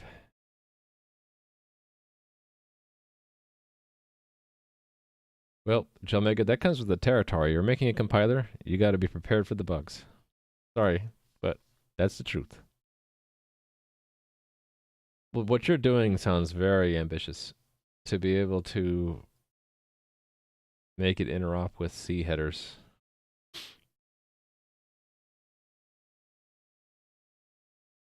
Okay, so this will make sure I'm using the actual credentials put here and not my real ones.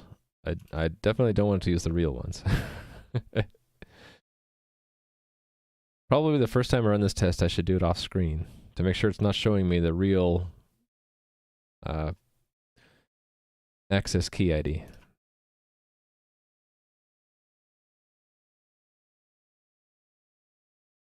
Hard to say. I'm going to say ambitious.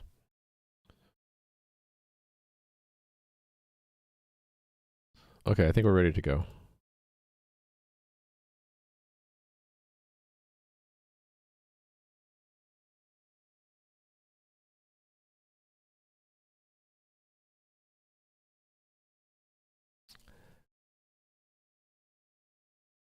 Okay, how come I don't see a test thing here? Do I need to reload that? Oh, there it is. Run. Fails. And the next one probably passes. How come I don't see a little thing I can run on it, though? Oh, there it is. That passes because we don't do anything. This one is failing because it doesn't do anything. All right, cool. So here's where we need to do the thing. So I think we could just make and toss. Well, we can't toss it because it'll block. But I can make a feature. This thing have a worker thread that can clean it up later? I can make a feature to that's writing the client config. That's what I can do.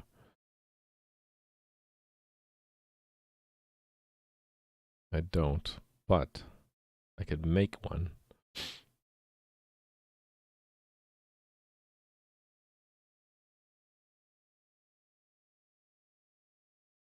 I have a worker thread here, right?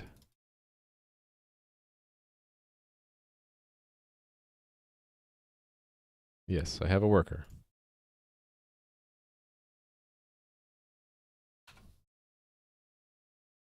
It's doing background things. So one thing I should do is clean up transactions or futures, right?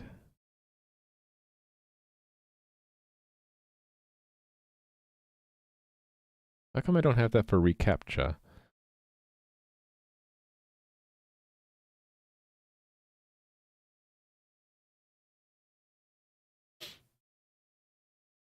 Oh, because those aren't done asynchronously. Okay, yeah, so this is just something new I have to do. So let's go to config and say, I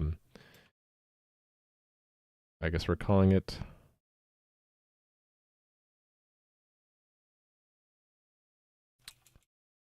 names are difficult. Did AutoMod mod you? I never saw your message. AutoMod is like toned pretty far down though. I'm surprised that it moderated you just for underscores.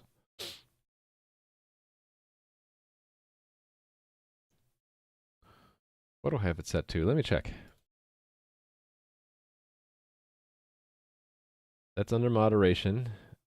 And auto mod rule sets, I have it set to level 1. The only lower I could set it to is not to moderate at all. There's no filtering on anything except for the discrimination settings. I don't know. Is excessive underscores discriminated against race, religion, or gender? There's no filter on swear words, hostility, or sexual content. I guess I could just turn it off. If someone, we can just have our me or a mod just purge or time out or ban people. Okay. Auto mod is off now. So if it was auto mod, you should be able to say it now.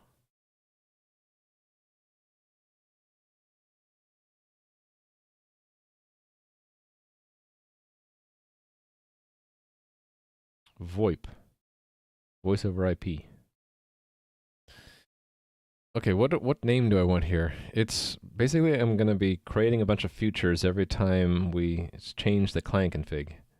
I suppose we don't want to change it while we're already still changing it, so there's only going to be one of it.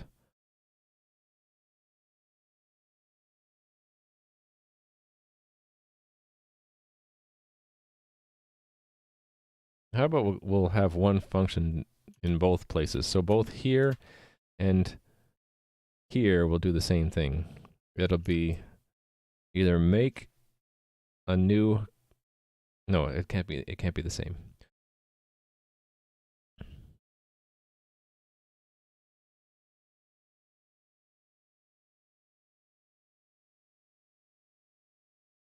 This one I want to call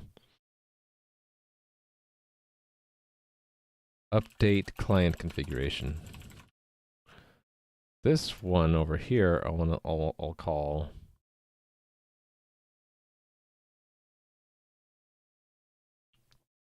what's it going to do? It's going to check if the feature is ready, and if so, it's going to get the feature, which will get the result, and then I can log it. Process client configuration. Process client configuration update. Okay, that's what I'm going to call it.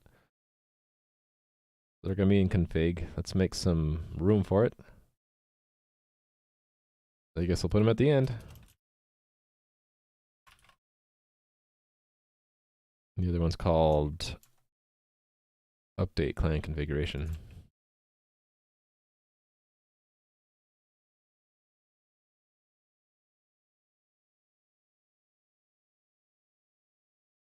If a client configuration update is in progress and ready to complete, then complete it. There's no parameters. This one will be if a client, actually there might be one queued, so if a client configuration update is in progress and ready to complete, then complete it. Then start a new one if it's pending. If a client configuration update is in progress, is already, mark that another one should be pending. I use the word pending in both places. So produce the client configuration matching the current cluster configuration and send it to S3 to make, let's just keep it generic. Publish it for clients. Okay, that's what I'm gonna do.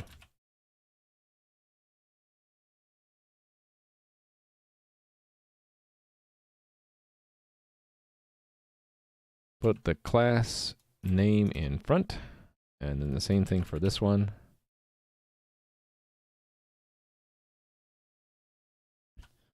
Okay, so let's do the update one first. It's going, okay, so for this I need an AWS S3 object. Where should that live? Configuration is probably the only place I need it, so let's put it here.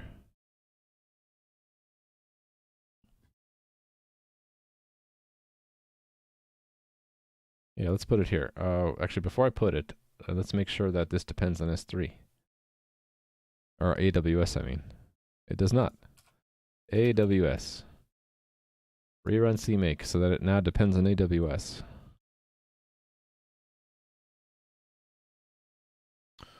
Okay, so we can make an AWS S3.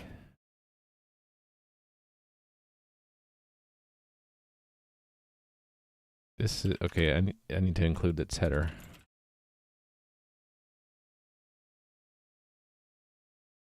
This is used to publish information for game clients. And we need to set it up at some point.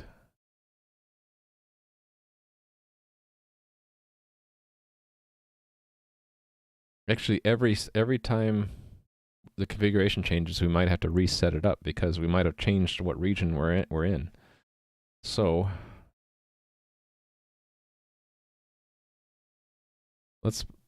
I need to have it on initial load. So let's say set up S3 client.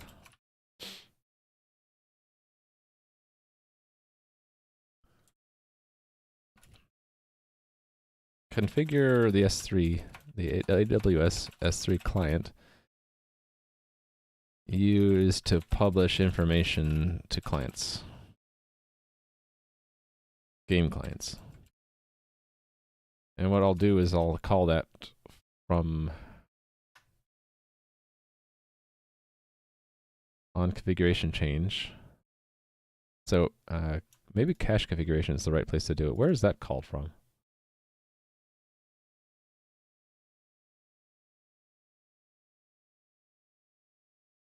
Actually, that's a great place to call from. What if I repurpose cache configuration?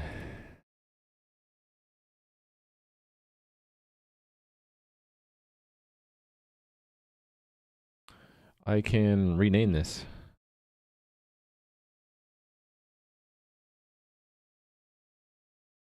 Yeah, let's rename this. We'll repurpose cache configuration. It's going to be more than caching configuration. It'll be...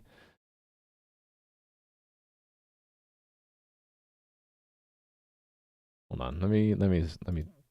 I was about to call it on configuration change, but that's what I called the other thing, right?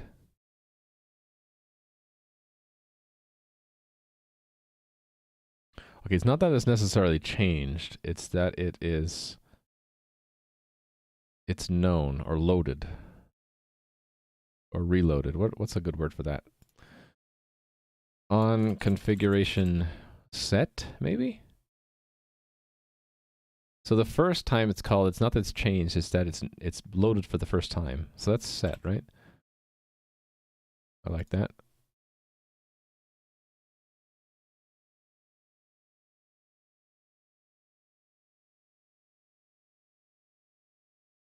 Oh, I use it in the executor too. Oh, that's okay. So let's make this more generic. React to the cluster configuration becoming known or changed.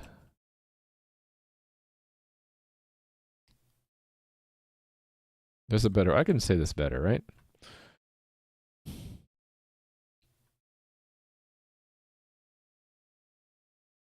Being either set initially or changed at runtime.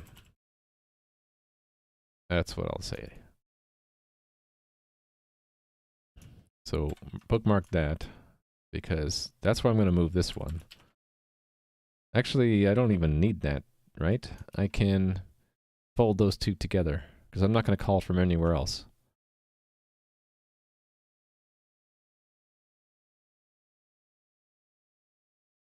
I'll keep it. What's the harm in that?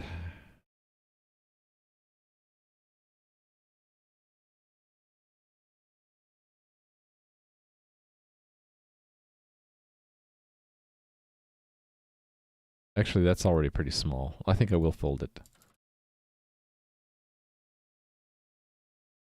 So this one goes away, and this one I move up. I'm moving it just up for convenience.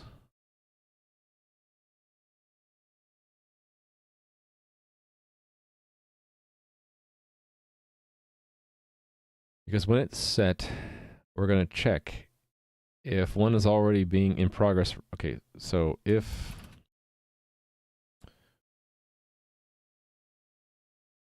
client configuration update. Well, client configuration put feature. Wait for standard chrono seconds 0. Actually, you know what I'll do is I'll use a unique pointer. So it'll be if it's null pointer. That means there isn't one, and then we'll make one here. So that will be reset to a new standard feature, whatever the S3 wanted. It was like a AWS S3 PutObject result.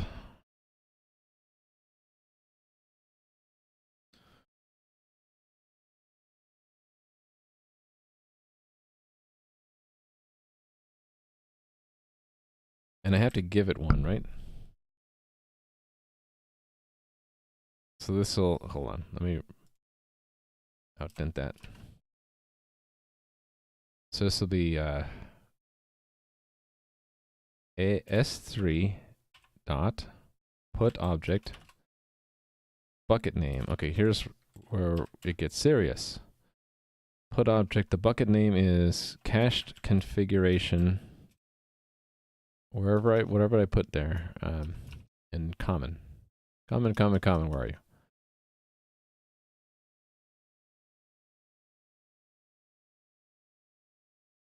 Oh, I'm not doing this in WebGate? I kind of should though, shouldn't I?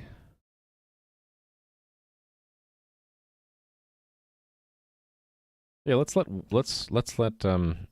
to S3 directly. Let's let the WebGate handle it. So I'll get, well, hold on.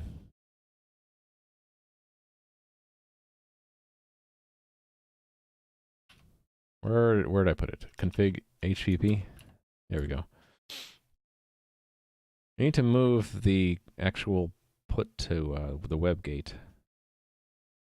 Actually, that means I need to break my test up into two parts. The part that actually checks that it goes to S3, and the other part that just goes to the WebGate, which is mocked here. I need to take a quick break to use the restroom, though. I'll be right back.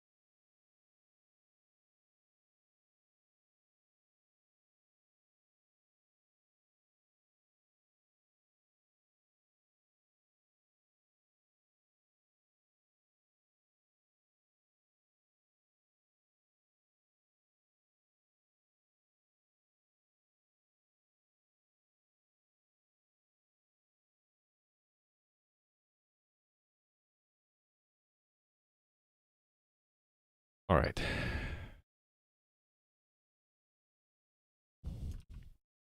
Yeah,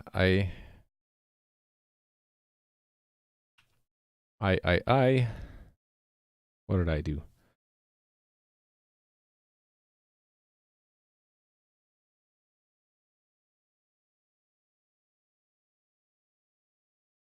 Oh, I already have the mock WebGate. I already have the, hold on. How does a WebGate do this? Send request. So that's a raw request.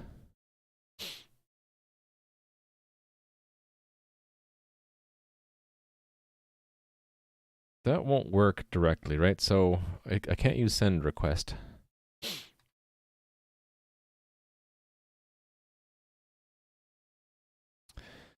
Okay, yeah. It's not a simple send request. Because I'm having to go through S3.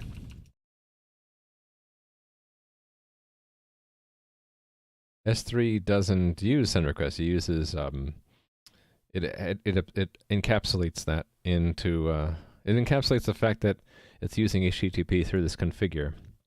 It's doing the request itself, not we're not doing a request and then giving the response to S3 or anything like that. So that means this test has to be rewritten a little bit.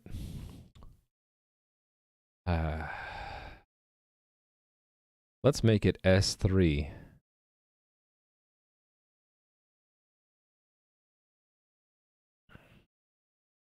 Put contexts? Put requests? What was it called? Put object results. So is that right? Do I just want to...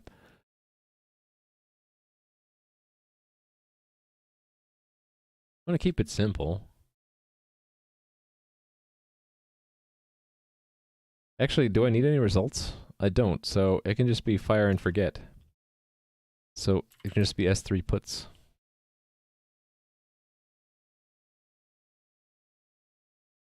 Given a circle with an integer radius of r is less than 10 to the 6th, count the number of points with integer coordinates lying inside the circle. Ooh. That sounds tough.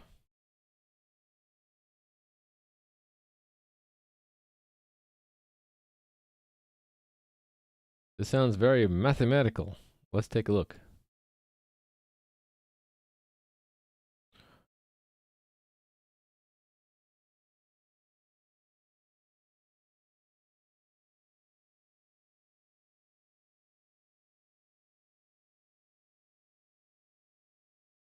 Okay, so a couple of issues are you have hard-coded numbers 200,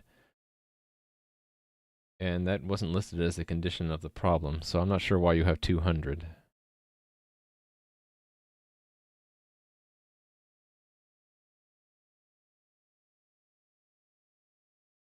I'm guessing that's the radius? Because it's area is pi r squared, right? Hey there, Raul Rita. Going okay. I'm just addressing a viewer question about is this program going to do what they expect? Okay, let's see what. So another issue is you have func1 and func2. I have no idea by those names what those do. The teacher said to use 200. Okay, well, what does that have to do with given a circle with an integer radius less than 10 to the 6th?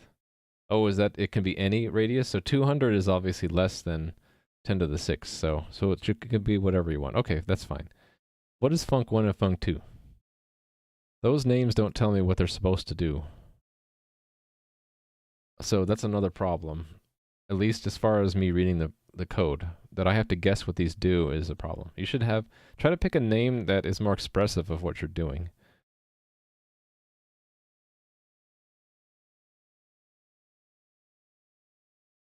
And I'm not going to check the math. I'm just looking to see if if it's written correct. Well, okay, written correctly could mean is the math correct? I don't know.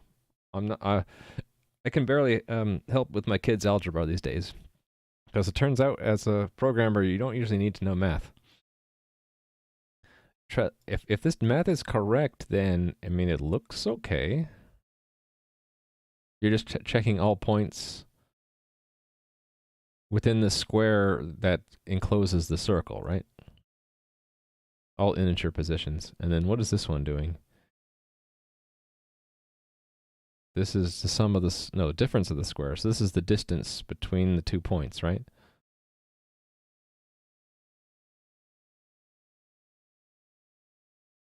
Yeah, I don't know what func1 and func2 does. Oh, the casting? Are we using doubles at all anywhere here? This one is all integer math, so it's fine.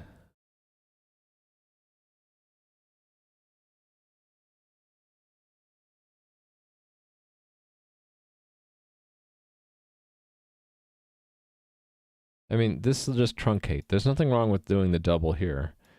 The problem with this might be that you truncate. But I don't know what func2 is actually doing. Is it a troll? It doesn't look like a troll. This just looks like homework. I think the only problems that I see with this code are that the numbers are magical. That you're using variables and functions that aren't descriptive of what you're trying to do. So if the point is the math correct? I'm not sure. But is the code correct? I would say no because you need more descriptive names. But otherwise, it looks fine. Fix the names up. Have someone who knows the math check it. So the critical lines, I think, are line 12 and 23 and 24. I don't know if the math is right. Am I missing something? Let me check.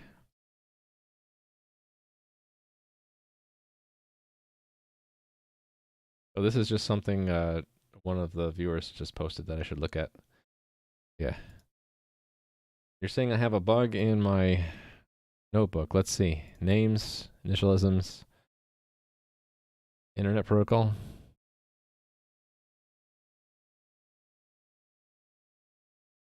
What am I missing? has a missing L, just a small thing. Where am I missing an L? I don't see it.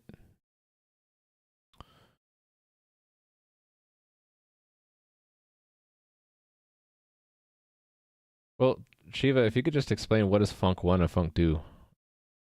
Like what does func1 do and what does func2 do? Just like a small phrase, like if one of them is counting points within the circle, call the function get points within circle. But you know, if you had a name that would describe what it's doing, that would help. So you're saying that there's an L missing here. I don't see any missing L. L protocol. I want to find it now that you say that it's missing. The link for this is missing an L, you're saying. So if I clicked it, it doesn't go into the right place. It goes to the correct place. Does this one go to the right place? Yeah. Intellectual property? All three of those links work for me, so I'm not sure what the deal is. It could be a bug in the web version, so we should follow that. Let me do that. So my notes are there. Let me open that in Chrome. We'll do Dark Reader to save your eyes. Oh, that's odd. Does it normally do that? That didn't work quite right, did it? Oh well, Dark Reader doesn't work, sorry. Names. Oh, it was there, right? Oh yeah, you're right, look at that. So what if I added a space after that? Of course, it's not going to update right away. It might be the web version that didn't like.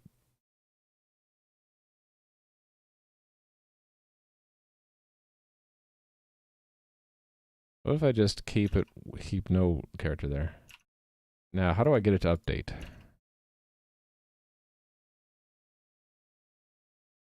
Maybe go back. Refresh.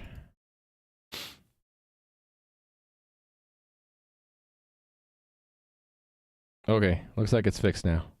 Thanks for that. Yeah, that's strange. It was correct in OneNote and itself, and then wrong on the web front end of it. Interesting. All right. Yeah, okay. Moving back to this. I'm going to keep this simple. It's just going to be a puts, and it's just going to verify that it went to the correct bucket. So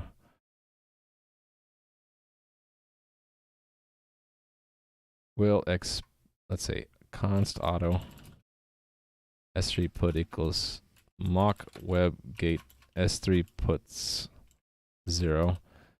Expect equal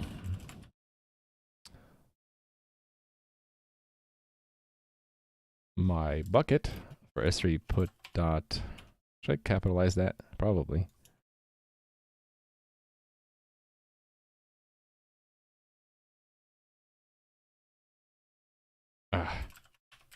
S3 put dot bucket name. And then I want foobar to be the region. And this is the object name.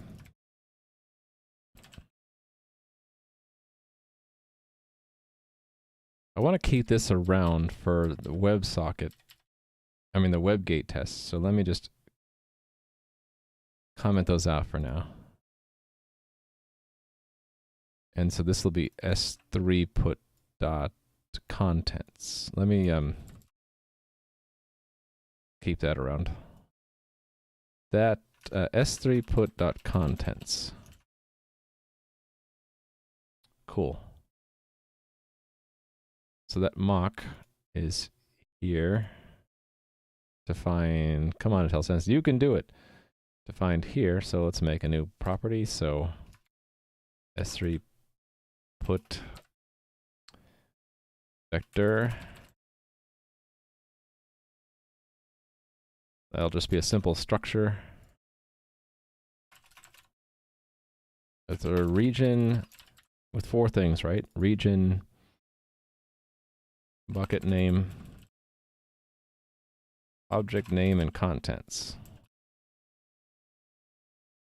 Okay, and then we're going to pretend that there's a new method of WebGate. Let's put it near send request, okay? And it'll just be a toss and forget.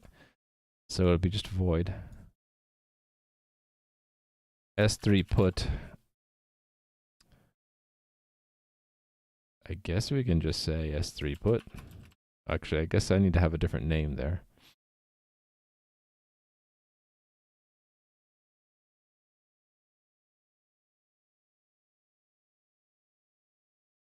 Arguments?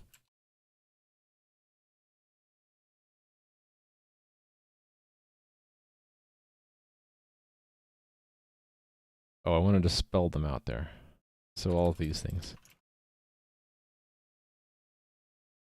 Yep. So there and all these places, reference const, comma. There we go. And then the mock, we'll just put it into the vector. So remove virtual, put mock WebGate in front. And then we'll just say S3 put arguments. Args dot region is region, args dot name is name, args dot object is object name, and then S3 puts push back standard move args. There we go. Func1 is a simple calculation of hitting points taken. Right. I think that Func1 looked okay. Func2, there's a results match. Fulfill seconds in 10 func dies. I'm not sure I understand that. Let's look again.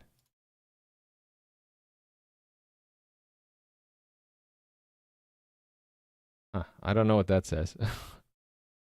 I'll just show this part on stream.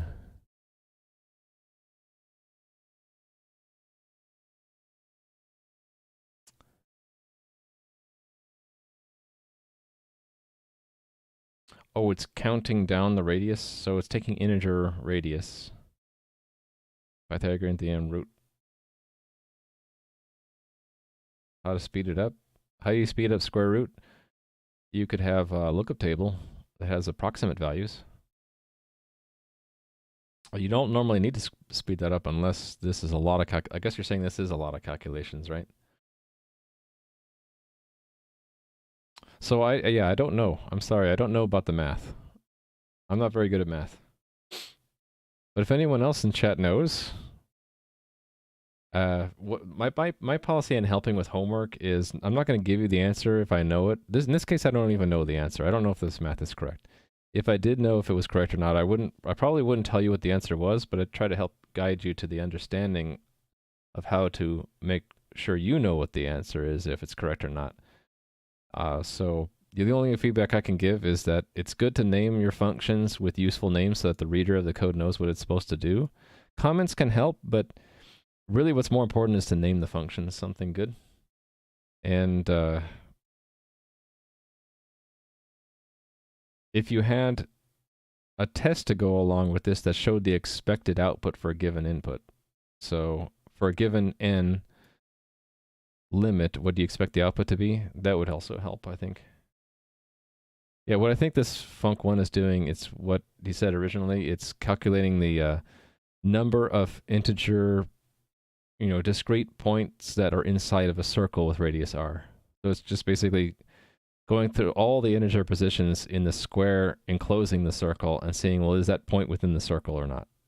And that's correct. The equals is important to know if it's right on the boundary. Although, that only works if the circle passes through exactly an integer position, right?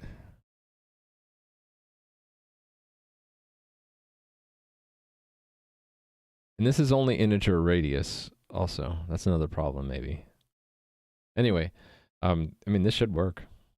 So I think func 1 is okay. I think you're good there. I don't know about func 2 though.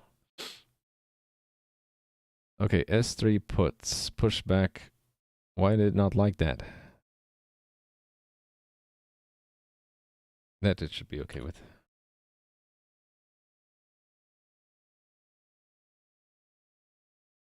Yeah, some people like to see braces around loops and conditionals. I'm okay not seeing it if it's simple, relatively simple. Like your code was okay. It fit within a few lines. It was fine. The longer the code is, the more we're going to want to have braces to make each loop level and each conditional explicit in in its scope. No braces? Odin Doe, you're a Python fan then maybe. Okay, what did it not like? Oh, okay, right. We haven't defined that yet. Okay, that's fine. S3 put doesn't exist. Let's make it exist. That needs to be in WebGate, which means I should do the WebGate test first. WebGate test. Let's call it S3 put.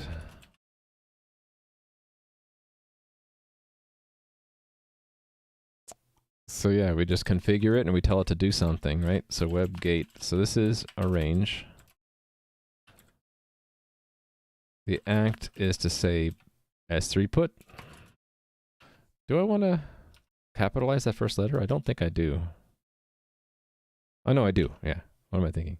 I capitalize the first letters of methods. Single line conditional should have braces. I just use braces everywhere, even if it's just one line. So I was going to go with region bucket object content. So region foo. How about foo? Bucket bar object spam contents hello world. Couldn't be simpler, right? And then the assert. Here's where I need the complicated stuff. This stuff here I need to completely X that out and paste it here, because I should get some kind of request, and this request will come in through something.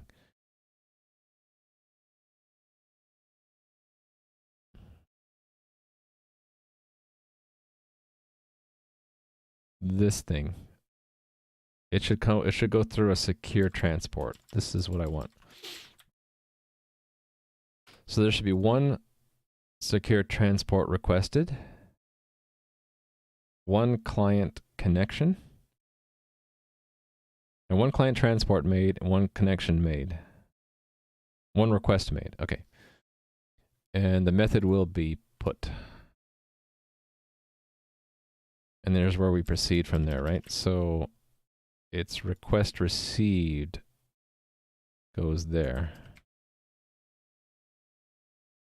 And so that will be a foo bar spam. And I need to make sure, I need to set the credential to wherever it should be.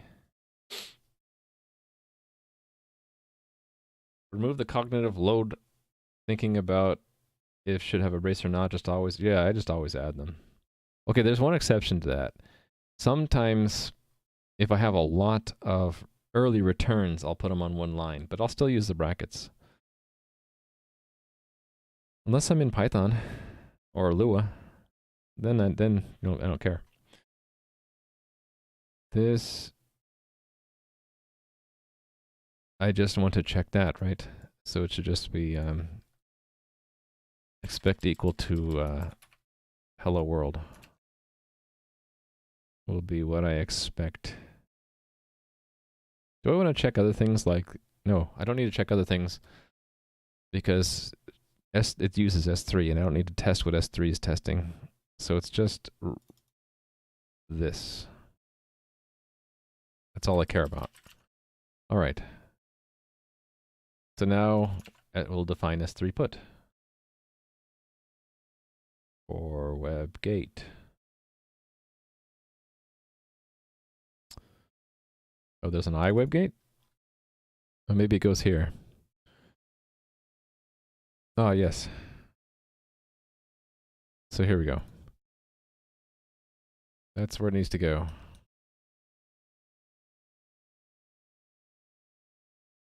Next to send request.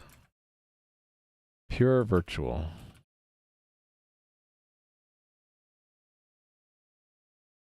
And I'm not even gonna, it's gonna be fire and forget. I'll let the web gate run its own worker to clean it up. Because I don't think I care. If the put fails, I just get a diagnostic message. I'm fine with that.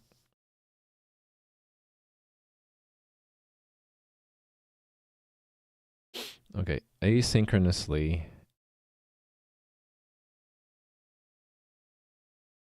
write the given contents to an object to the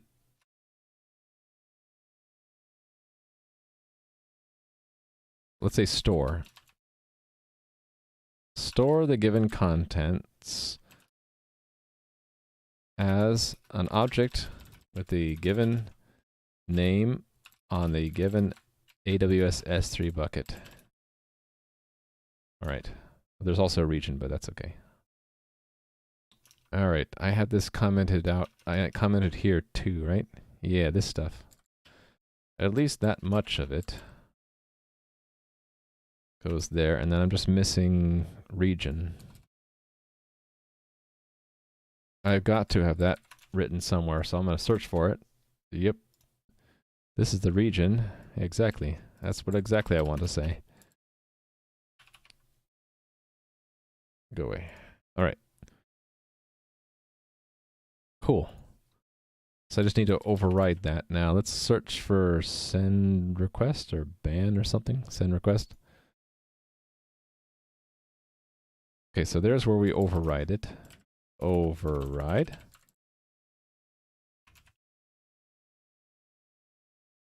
And there's the implementation. So paste here. We'll remove virtual. Remove override. Put WebGate in front. And that's all we're going to put now, except for I'm going to have a to-do needs implementation. And bookmark. Oops. Bookmark it. Bookmark it. There we go. Finally. All right. Cool. So I should be able to build it, and we'll fix the web gate first. Okay, it doesn't build. If it doesn't take a lot of processing power to calculate y, and when y is not dependent on x value, use x bitwise and y instead of x logical and y. It's a branch less than it would normally be. Oh, it is? Huh, I didn't think about that. So, Jalmega, I weigh optimizations like that against how it would change the readability of the code. Would people get tripped up if there's only one and sign, thinking, oh, that must be a mistake. They meant and. If the readers aren't going to be confused, then sure. But if they would be confused, sometimes I'll opt not to put in an optimization like that if it makes the code less readable, unless it's in a critical loop somewhere. I think it's okay to put in optimizations that don't cost anything in readability or time to write them or test them. But if something has a cost in readability or time to implement, I wait until it needs to be done. I don't know if it's crazy malpractice. I think if it's like if you're, let's say you're walking through your house on your way to the door and you see the picture frame is not quite straight and it's within reach, you'll straighten the picture because it doesn't cost you anything. So for me, an optimization that I can do in passing and doesn't cost me anything in terms of readability, time, or readability or time, really, then I'll just do it. Macro that early returns, like early return. I don't like macros. I only use macros if the benefit far outweighs the cost, because at my last job, macros were used so much, it was like at least 75% of the bugs people ran into were due to macros being abused. So yeah, enormous cost. And let's say I have macro PTSD. I even call, if I have to make macros, I put them in a file and I call them evil macros.hpp. All right. What was the build issue here?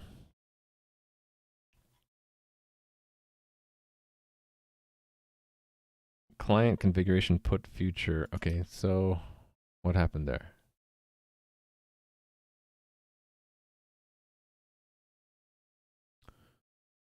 What happened?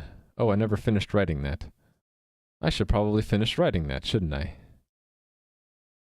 Right, I was writing that and I realized, oh, I don't actually want to do S3 directly at all. So that's config.hpp, does not need AWS S3 at all. This we don't need. We're having well, actually, I do want that. But I want it in the WebGate. So let's get ready to put it there. That would move where? To impl?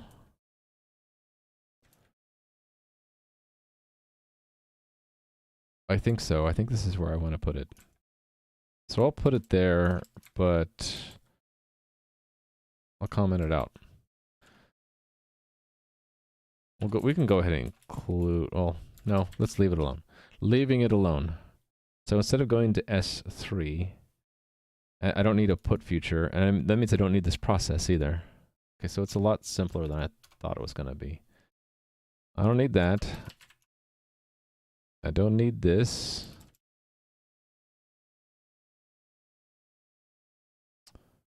And I don't need this.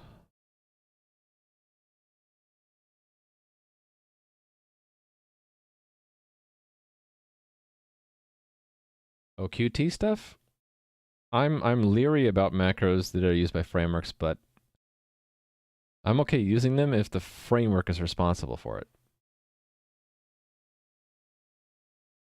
Yeah, running things through other steps in the toolchain, to me, that's a complexity cost. And so if it's worth it, so what Qt might give back in return for that cost is cross-platform abilities, for lack of a better word. And so if that's worth the extra tooling cost, then sure, that's fine. Everything's got a cost you have to be willing to pay. Okay, so there's none of this stuff. We're just going to fire and forget. So WebGate. Where do I put that? Messaging? Impl? Messaging? WebGate? S3 put? Cached configuration?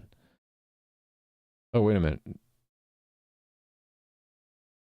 That region doesn't go in the where I put it in the config before it does it.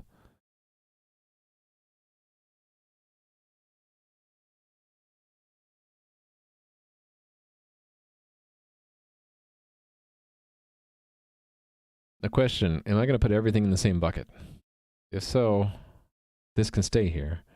And that means I don't have to pass it to the WebGate. I think so. You know what that means? I can go to this S3 put and simplify it a bit. I don't need region or bucket. We can just cut them out.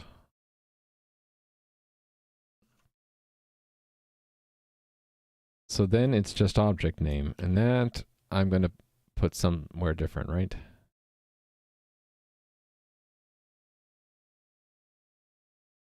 It doesn't really go under WebGate though. Let's move this out. Let's put it, I guess I just put it at the global level. I need to sort these. I need to sort them eventually. I'll just put it here for now. Config object. So that means I just look at the cached config there. And then the contents, we will make a JSON array. hold on, we need to make this separately because it's formed from the server set.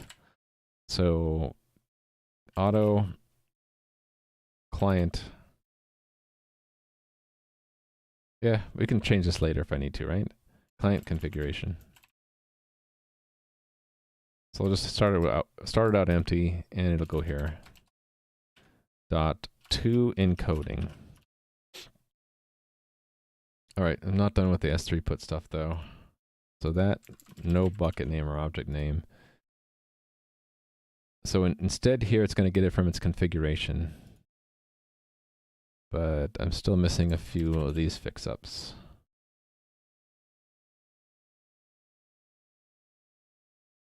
All right, let's see how does it configure itself. So here's where I need that special credential stuff.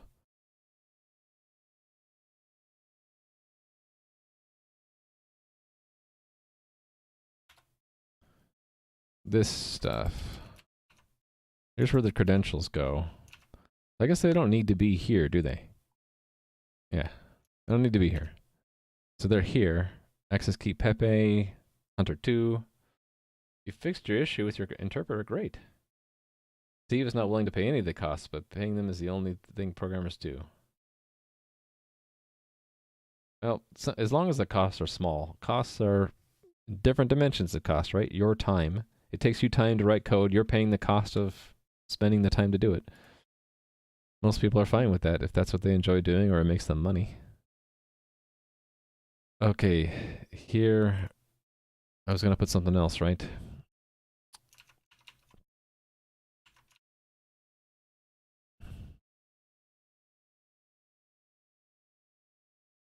The region.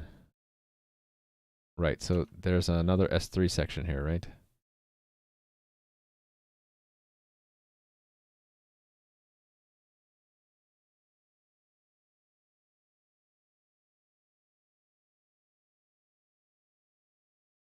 Oh, was I gonna put it in WebGate? Yeah, I think I was gonna put it here, right? I already deleted it, didn't I?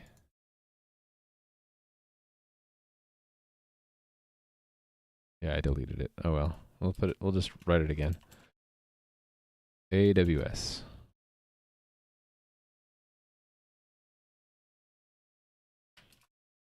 It was region foo. And then bucket. And these were going to be capitalized, right? Bucket was spam.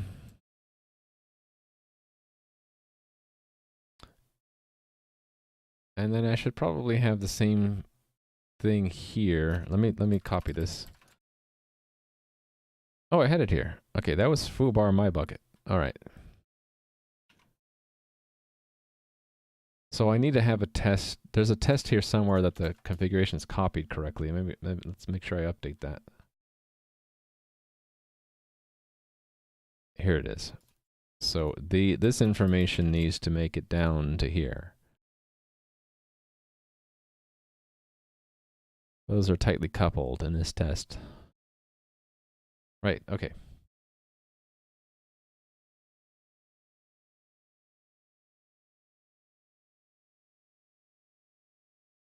Okay.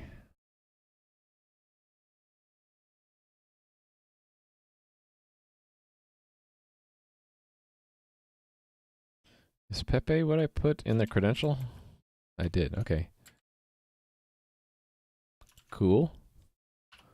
Does this build? I'm sure it doesn't. I'm sure I missed something. Compiler error-driven development. Update client configuration doesn't exist. It doesn't. Did I rename that?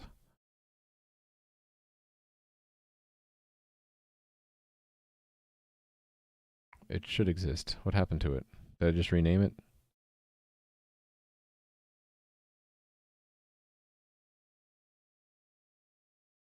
On configuration set. Oh. Yeah, we want to have this check. So that should go into here only if we're the leader.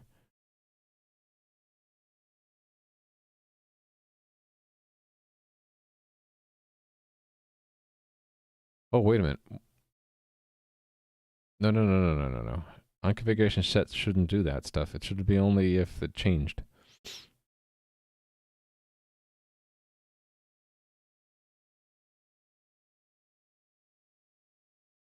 And what I'll do is I'll force a change to seed it initially.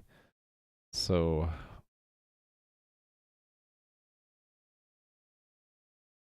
yeah, let's move that back out.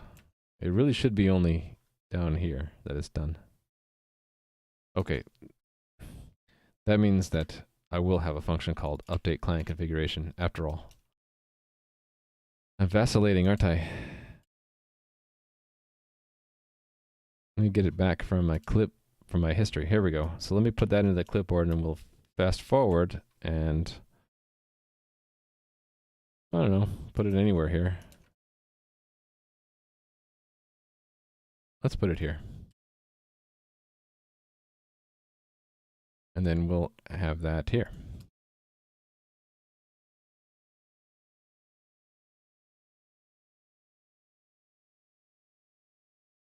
So that's only done if we are the leader.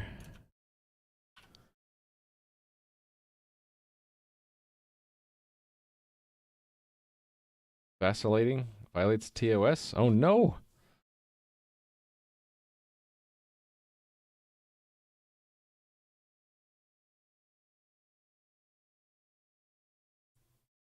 So yeah, that doesn't belong there.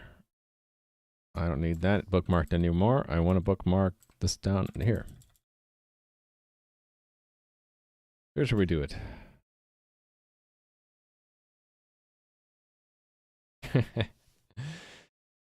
Are you thinking about oscillations? Not vacillation? All right. Yes, the region. We're getting that from our configuration. Configuration is a JSON object, correct? Yes, so it's going to be under AWS region. And this one was bucket name, right?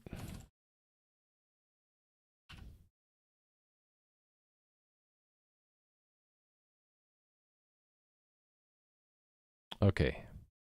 Actually, I remember seeing issues on Linux if I didn't explicitly do that kind of a cast, because it would complain about the cast being ambiguous.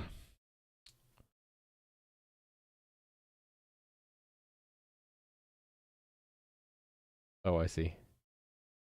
Oh, any female presenting blank. Whatever blank is against TOS.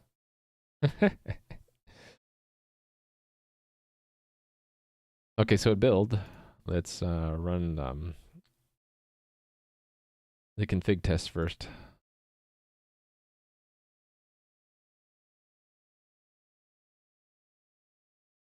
All right, it did not do the put. It should have. I thought I...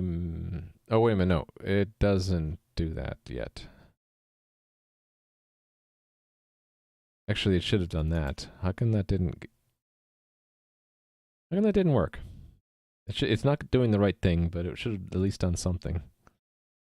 It didn't do it. Oh, because we have to be the leader. Okay, that makes sense. So the config test. Right there. We need to mobilize. We need to be as leader. We need to be leader.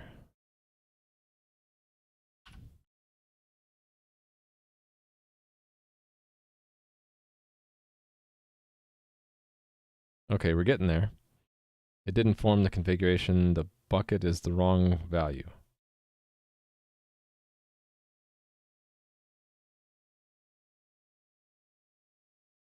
Why is the bucket the wrong value?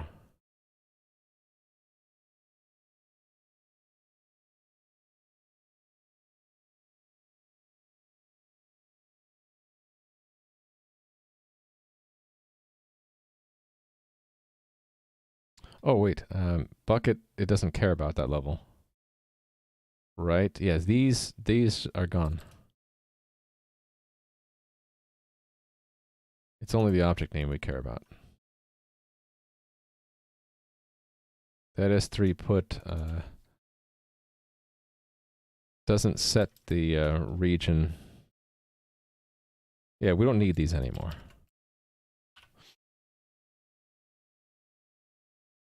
Brainfuck.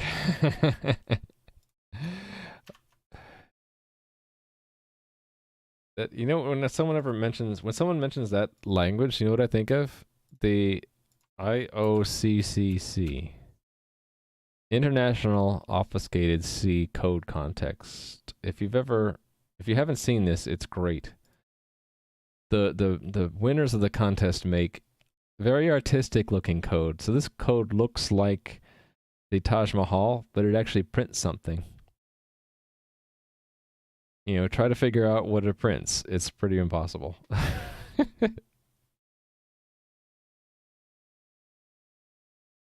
Well, yeah, I love that stuff too. Malbolg, I've heard of that, yes.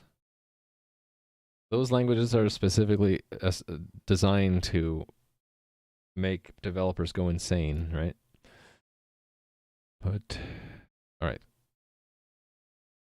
Time to run the test again.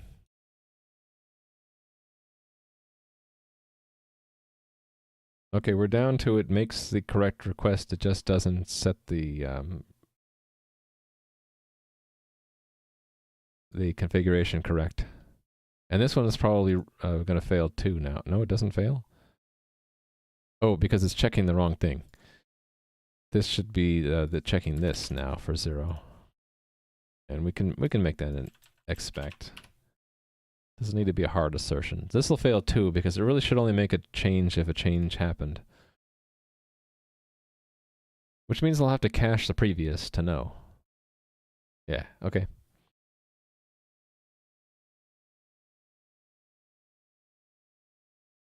C++ can be. That's what that IOCCC shows, right?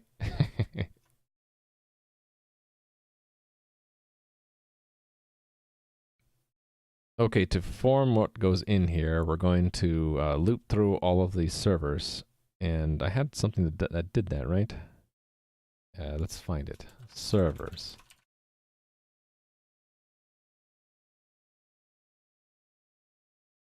Yeah, this one.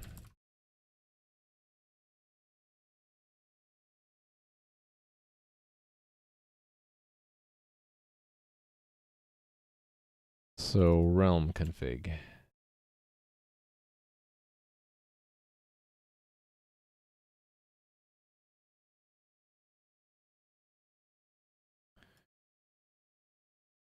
Where is it? Not an orchestrator. It's here. There we go.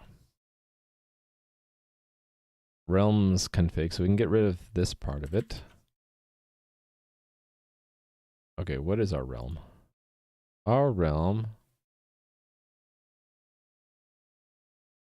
is stored somewhere under impl, okay.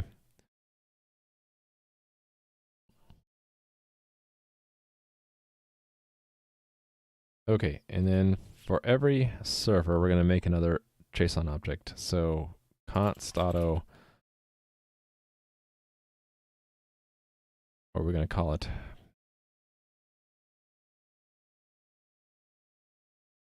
Client server info? Or server client info? I guess it doesn't make any difference. Actually, I guess I don't even need to make it a name, right? I can just say that client configuration.add this thing. And the thing is going to have a host, and that will be, actually, I need to pull this out, right? Const auto server config equals servers config I. So that'll be server config common setup host. Host is host. And port server config public port.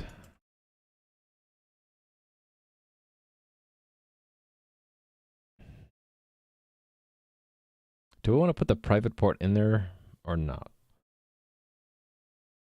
I'm going to say no. I'm on the fence, though, between making a universal front end for both normal players and admins and then keeping them separate.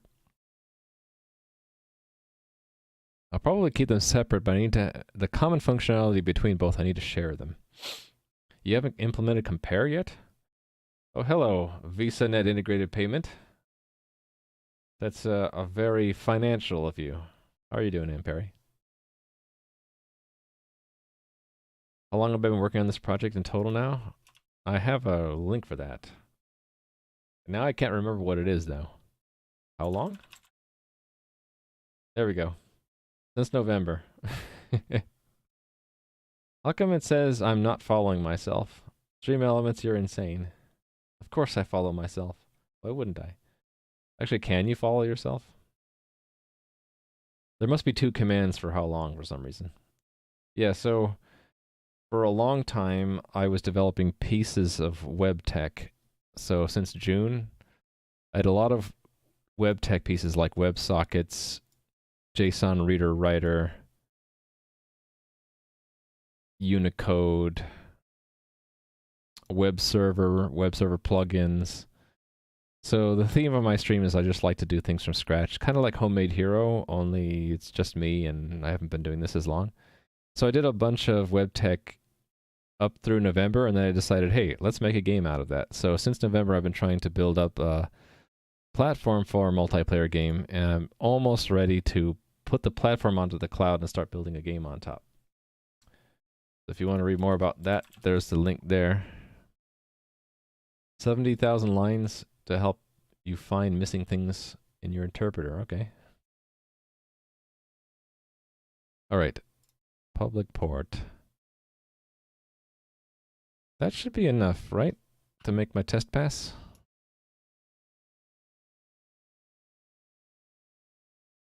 That's config tests. This one up here. No. Still missing something. What am I missing? Oh, it didn't actually update it. So it's what, pulling from the cache instead of the real one? But it should have okay, did it not update the cache first? Is that the problem? No, it should have. I should have gotten it. Why didn't it get it? It said it there. Maybe I have this wrong. Realms foo server 0 port. Is that the path? Realms foo servers 0. Oh, public port. That's the problem. There we go. Yeah, we'll run out of VIPs. We'll just have to recycle them. Yeah, you can. Yeah, you don't have. The joke doesn't have to live forever. Very into pizza. I think we used that one already. Okay, cool. That one passes, but this one's gonna fail. And for some reason, when I collapse a test, this stops. No, that still passes. That should not have passed. Oh, because this is as leader. That's why. Now it should fail. I want the test to fail, and then I go fix it. So the fix for this is we don't always want to do the update, but only if it really changed. So we need to have some kind of check in here, like when we're about to push it, we'll do a compare. So if client configuration is not equal to, I don't know, we need to have a cache. How about cached client configuration? Then we'll put it, and we'll also hold on to it. Sound good? So we just need to put that in our object state. Config HPP. Let's put it up here somewheres. With these other caches. Let's give it a comment. This holds all configuration items for the game clients.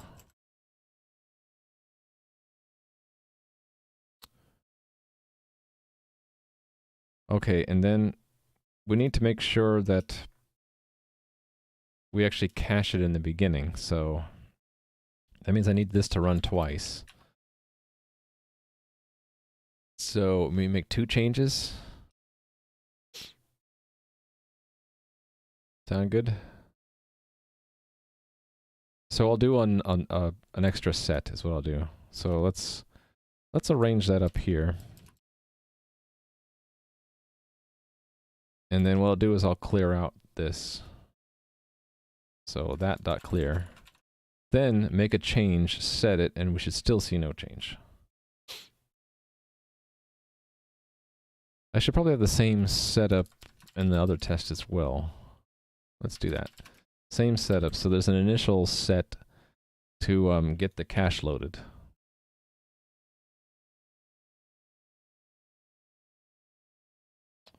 Yes. All right. Run it. Pass. Run it. Pass. Yay. All the tests pass now, right? Run all the tests of everything. Hill just won't feel the same though. Well, just have to pick your favorite VIP and just that's what you're gonna have to change your name to, N Perry. Sorry, but you're just gonna have to do it. You have to change your name. Then you can say, "Hello, it's me. My name is Very Into Pizza." Oh, I'm not done with this side. Oh, right, this one actually does the put. I haven't done that yet. Okay.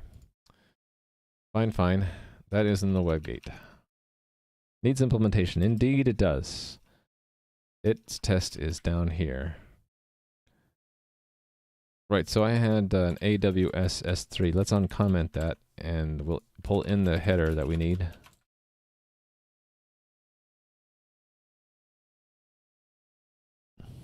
So it's going to be just S3 dot or impl S3 dot PutObject, and we're going to need to do something with that future. So auto PutObject result future. Is that what it's called? PutObject result future. Yeah, sure, fine. And it needs bucket name, object name, contents, and a configure extra headers. Oh, and we configure it separately, so it just needs the bucket name first. The bucket name is in our configuration. AWS, right?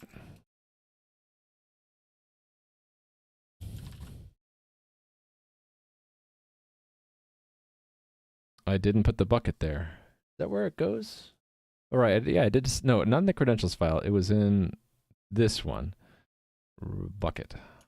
Yes, a bucket for monsieur. All right, and then the object name is given to us. And then the contents is given to us. And then extra headers, okay. Let's decide what we want for extra headers. I think I always just want to deal in JSON for now, so let's hard code it. So it'll be content type is application JSON. And then I always want to not cache things of this nature, so it'll be cache control max age equals 0, right? That's probably what I already wrote in the test. I can just check to make sure.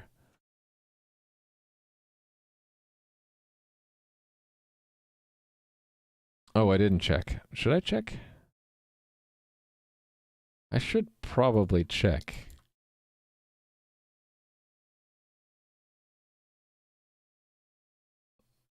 Application JSON is what? Well, so I should actually make it real JSON here. So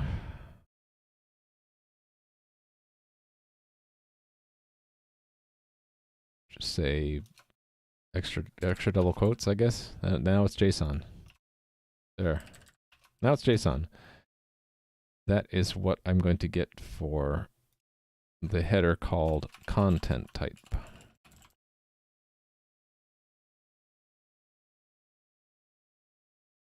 max age equals 0 is what I want for cache control. All right. Is bar what I have configured for the bucket, though?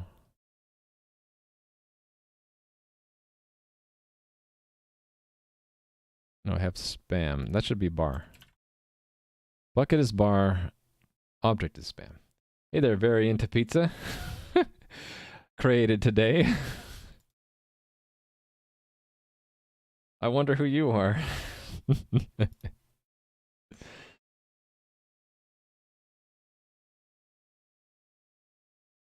That reminds me, I don't know if you know Amperi, but I made an alt called Matter Tape.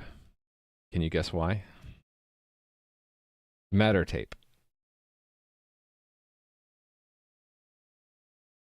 Emails for days.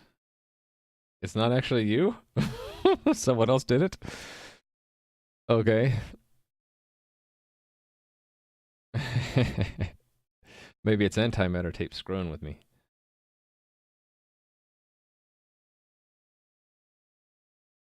So in Perry, you if that isn't you, then someone else beat you to it. Yeah, actually, I am surprised no one had taken that name. That's actually not a very bad Twitch name. Very into pizza. It's not you either. Well, I can tell you it's not me. Who is it? All right, let's see if I did this right. So try it again.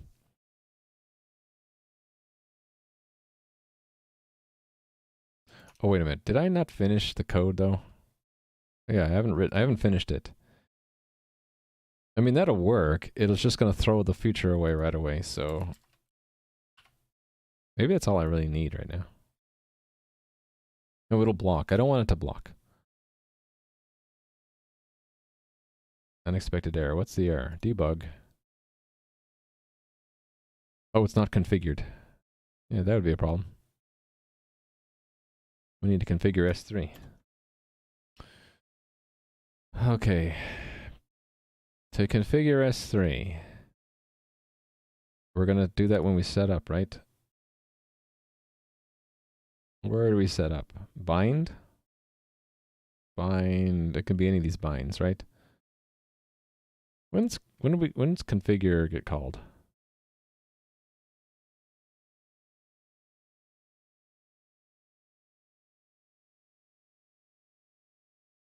Okay, configure is called whenever the configuration changes, right?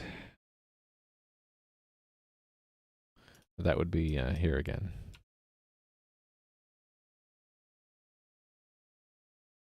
Actually, I don't see it being called. Is it only called once? Is this a problem that I have? WebGate configuration only called once? Not going to be there or there or there or any of these places. Not going to be there or any of these places.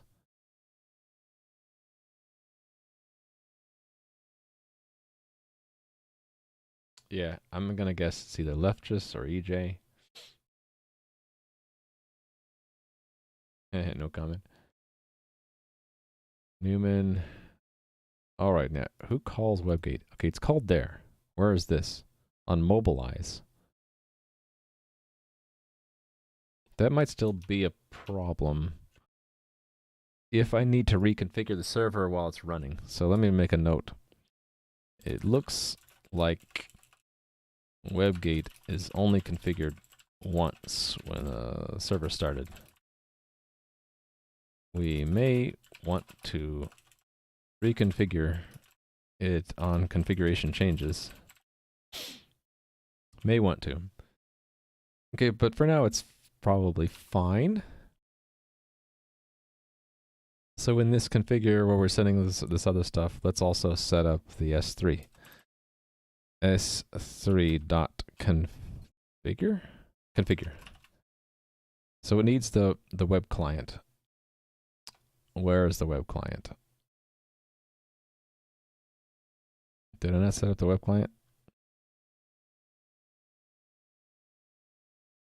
Is that in bind here? Maybe it's in one of these.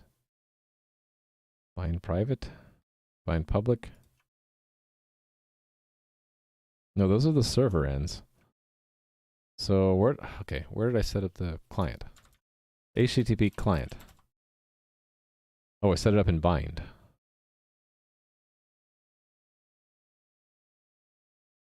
I think.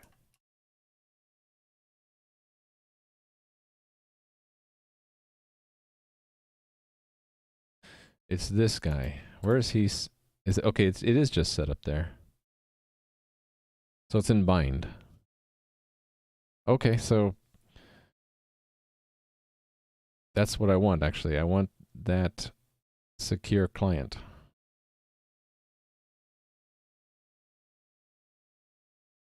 And the config. Okay, this is where it gets interesting. So we'll make a config, start with the defaults, but then override it with the configuration, right? Or do I just want, yeah, I think that's what I'm going to do.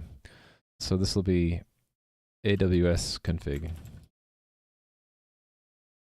So let's make an AWS config equals, actually I guess we can turn it around, just say auto equals that get defaults. And then we'll say if configuration dot has AWS, then AWS config dot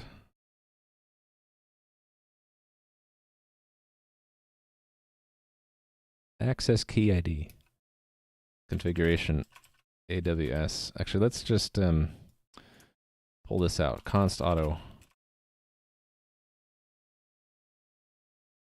What do we name it though? Config JSON? Sure. If this has whatever I called it, access key ID, then we will use it.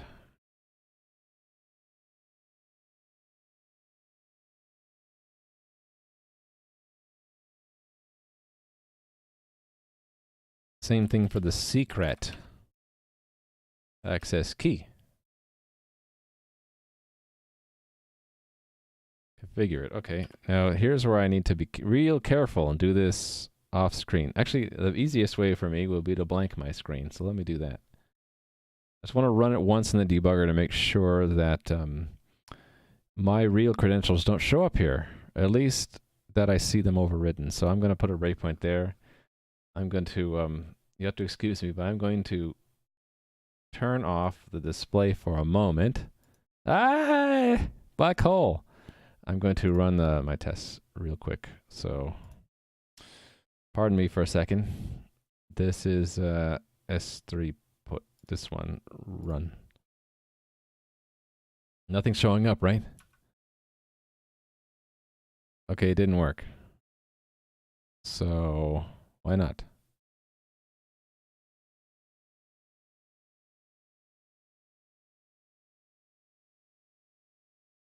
Don't freak out now. Oh, I pulled it from the wrong place. That's why. Okay, stop debugging. Show the screen again. I was pulling from configuration. It's not in configuration. It's in credentials. Credentials.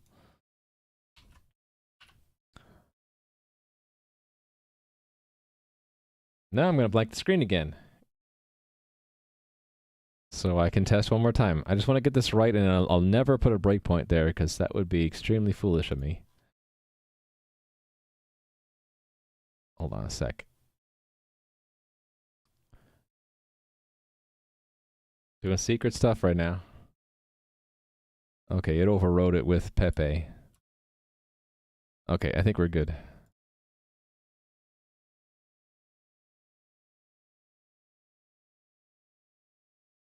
All right. Well, it crashed later because I forgot something. Let's show the display again. There we go. Not a curved monitor. You see everything? Gone forever? All right. The problem here was that it didn't have a timekeeper, so yeah.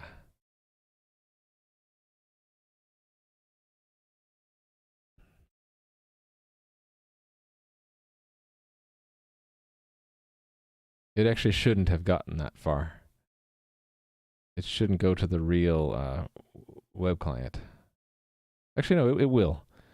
It's the underlying transport is abstracted away. So that means I forgot to configure the timekeeper in this test. Setup.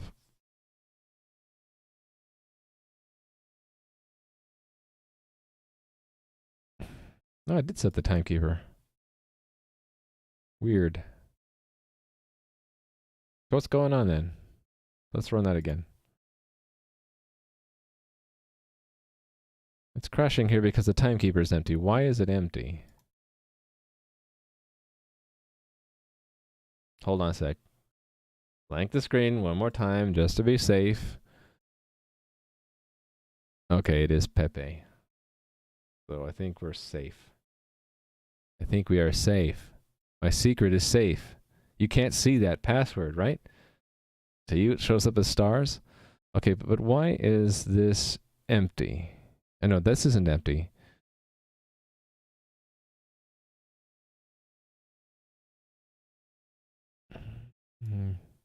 This is empty. Timekeeper's empty. Why is that?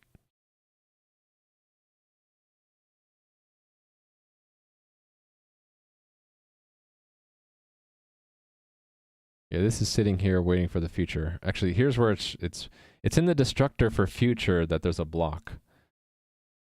Because that's just what happens with the future return by async. So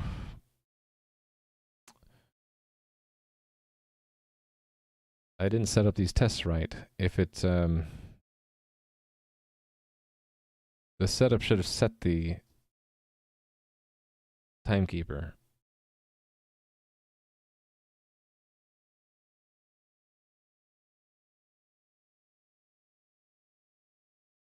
Secret password is 4 zeros, or 4321, or 1234.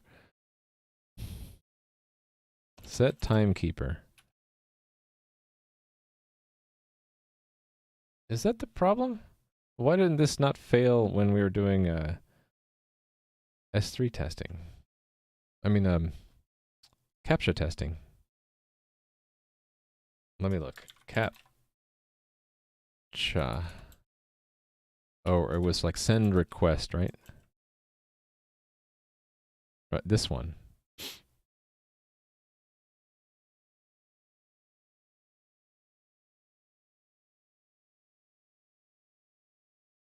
And that's not the right one. Send request. Send request. No, this isn't the right thing. What am I looking for? I'm confused. It is send request. Okay.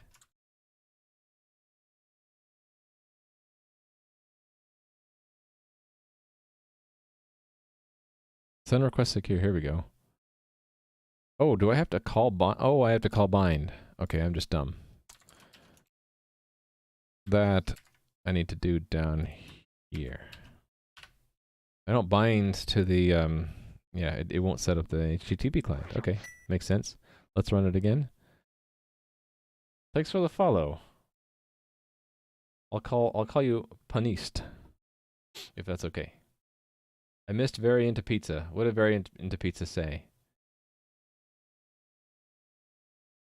Oh, you knew we missed very into pizza. Yeah, you missed very into pizza. Who we don't know is who he is, but an alt of someone here who's playing an elaborate joke. Okay, it sent it to bar spam instead of the full path. So what did I do wrong?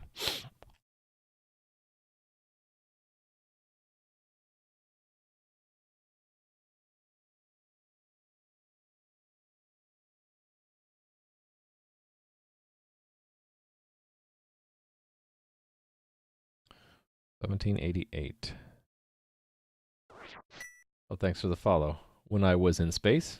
You were in space? Nice. Never been in space. Unless you count sitting here on the Earth as being in space simply because the Earth is in space. Alright. That's strange because S3 should have done that. So I kind of want to put a breakpoint in S3 and see what the heck's going on. it'll get to here, and we'll be able to trace that. So let's debug. All right, so what's the bucket name? Bar, object name spam, and I can look at my own its own configuration to see what's going on, right? So where was that? Impl, pointer, config, US West 1. Okay, so the host is right.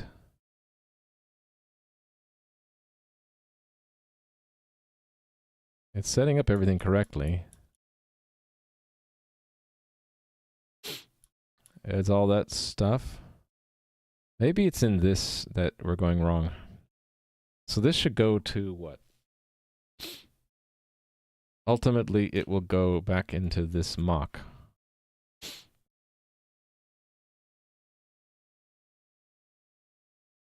If we would have time travel, would it teleport us? Perhaps. In fact, you could end up going to a different universe. Or different, what do they call them? Timelines. It might go to a different timeline, so you might end up anywhere. I know this because I was watching the Cosmos channel, right? Old recordings from the 80s, and Carl Sagan said that if you go through a black hole, you could end up anywhere in time or space. If you're not squished into jelly on the way there. Okay. Mock HTTP connection. I think this is what I want. It'll end up here, right?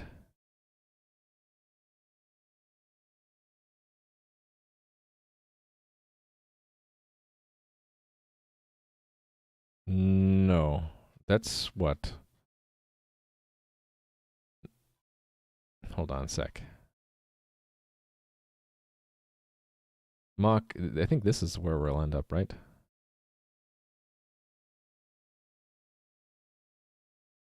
Yeah, we'll be pretending. Is this the problem that it's... I don't remember this. I don't remember my own mocks. Okay, let's look to see that send request secure, what that does.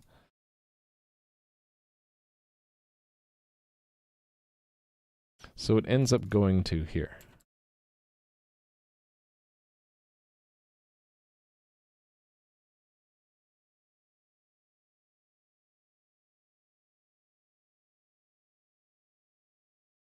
What is this doing? Making one of these.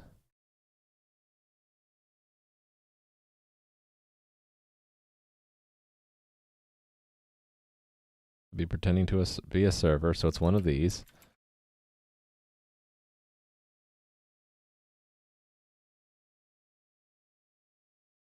It'll be pretending to be a server. Okay, it's gonna give that kind of weird response back, but I don't care. I really would just want to see it here. Go. What does the request look like? It's a put. Target. Yeah, see, all this is empty somehow. It got emptied out. Oh, wait a minute. Maybe that's intentional.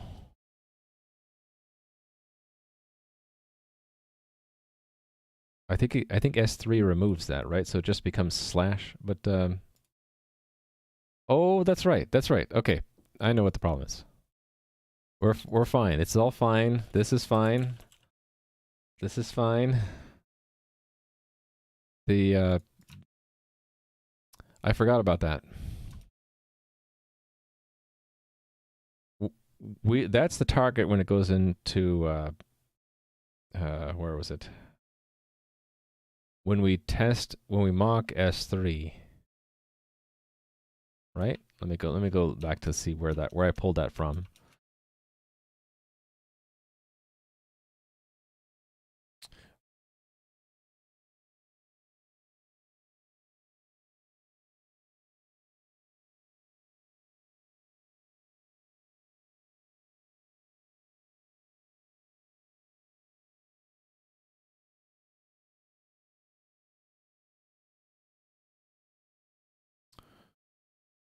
Hold on. Hold your horses. Right, the mock client here just saves the request as is, but in the real WebGate, it's using a real HTTP server, and that's programmed to take the authority part out. So that actually goes away and gets replaced by something else. I think it's the connection. We ask the connection, client connection. We can ask it what is its peer address, I believe. And then that should be equal to this part of it. So expect equal, that should be the peer address. Does that return a string? Yeah, okay. And then this is the port number as a number.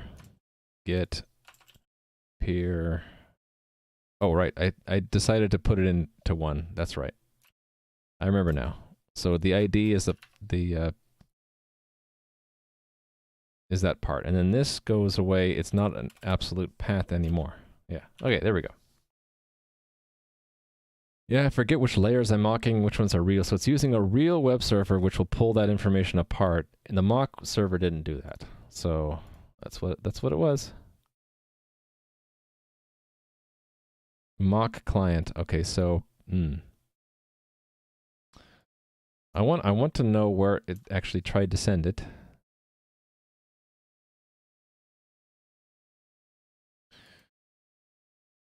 So I need to store that somewhere. So that's mock HTTP client transport, right? This, what do I do with that? I store it there. Okay. So I can get that, that's right. Okay, I get that back out from there.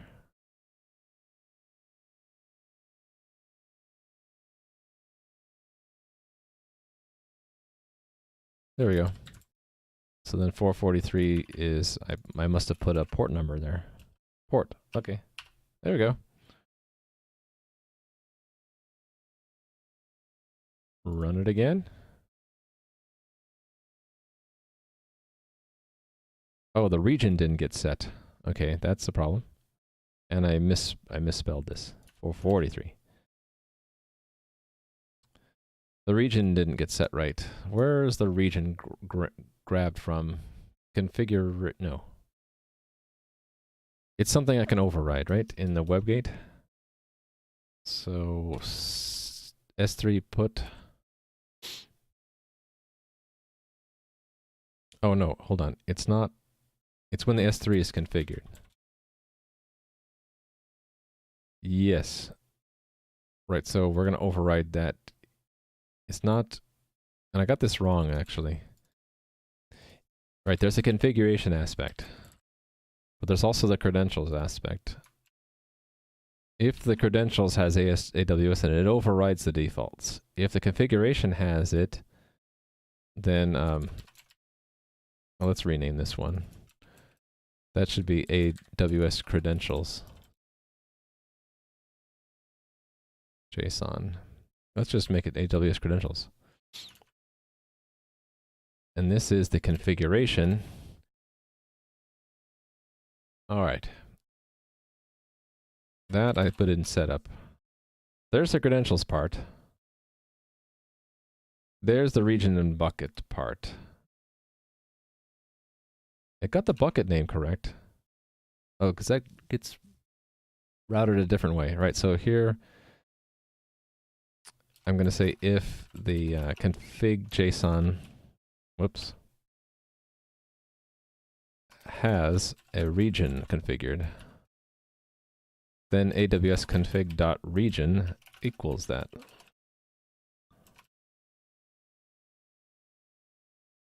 There we go. Okay, one more time. Yay, it worked. All my tests passed now?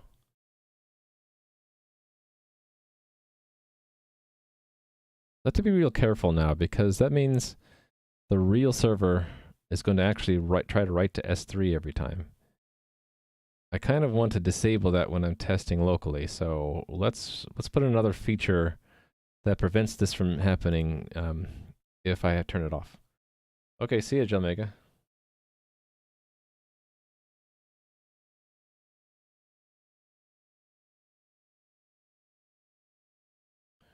Hold your cows. Yeah.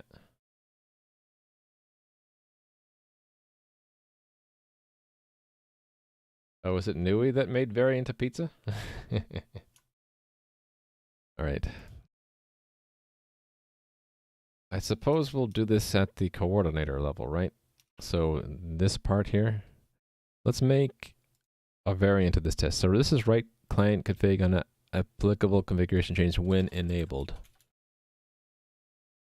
Okay, and I'll have the exact same test with one slight difference when it's not enabled. So it's do not write client config on applicable configuration change when not enabled. This one will specifically enable it.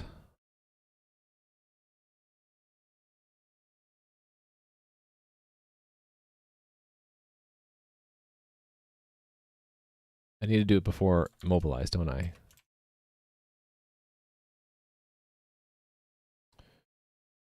Settings. Where are we going to put it?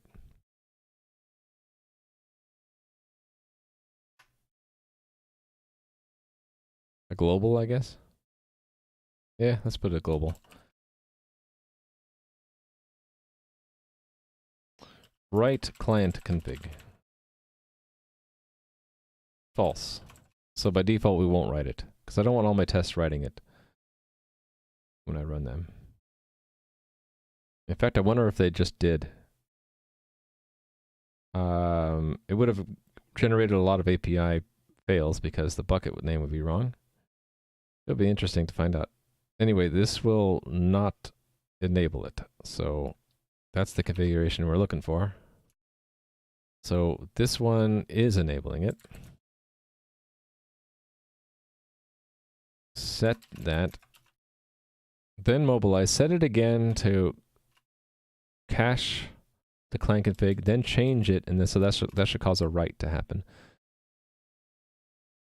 So in this one, let's explicitly set it to false.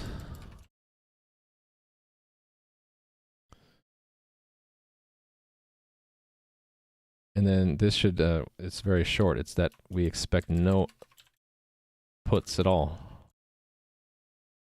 There we go. You're not very into pizza?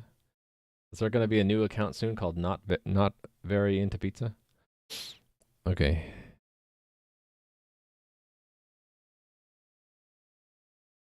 That one still passes. Oh, that should be capitalized. I'm nitpicky. This should fail. This should still pass. Okay, cool. So it's just basically a switch that we're going to put into place in the config.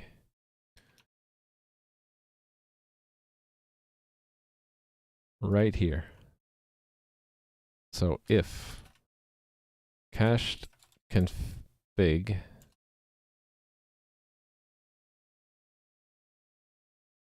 if not, return.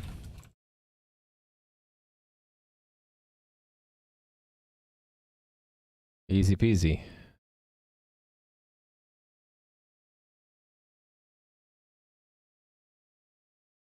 Cool. Okay, now the things I added to the config, I need to make sure I add them into the actual game config.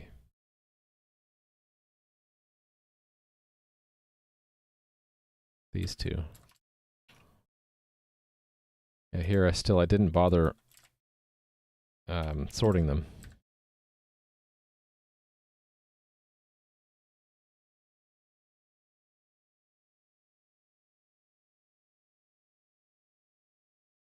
So I do not want it to write it by default.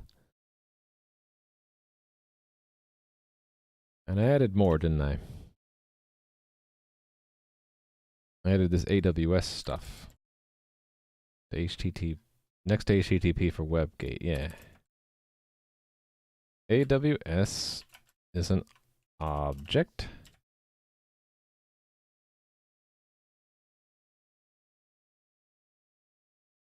Keyboard challenge today, did you know?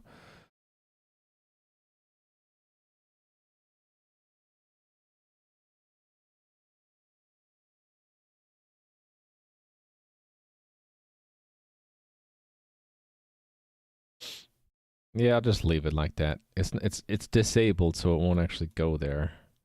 Oh, although, you know what? I could put US West 1 in there for the region, and omniarena.com for the bucket. And then I can actually enable it and see that it writes it. Okay, I think I'm almost done. There's one more thing. I don't know if I'll actually write a test for this, but the S3 put that I do, I need to do something with that future. Oh, hold on. Guess who's asking to be let back into the house? Here, I'll be right back. Let me just blank the camera. I'll be right back.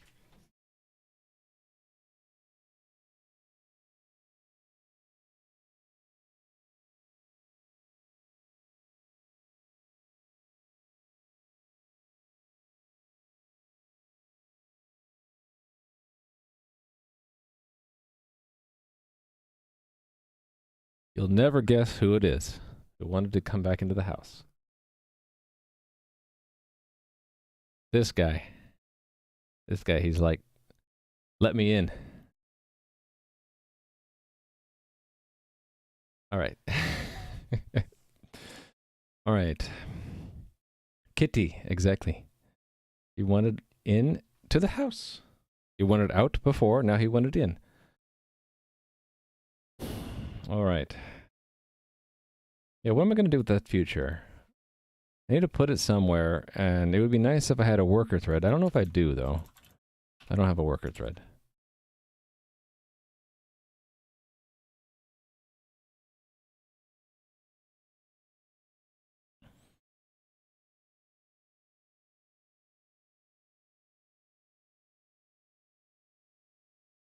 How much work would it be to make a worker thread? Not that much, so maybe I'll just do that. That all it will do is sort of collect those futures when they're done, and then report the results. So, this impl is shared, right? No, it's unique. Okay, well, let's make it shared. So I'm going to share it with a worker thread now. Unless I have shared stuff in here. I might. I don't see it. Nope. No, I don't. So we're going to share the impl itself. And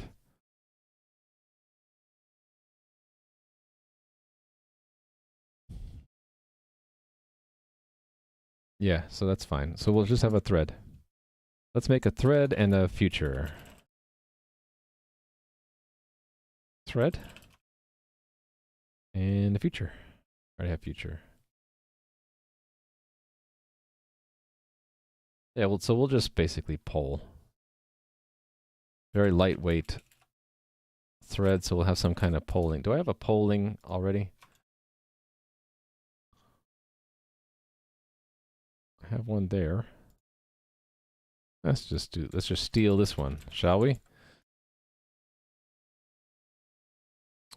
This is the number of milliseconds to wait between rounds of polling.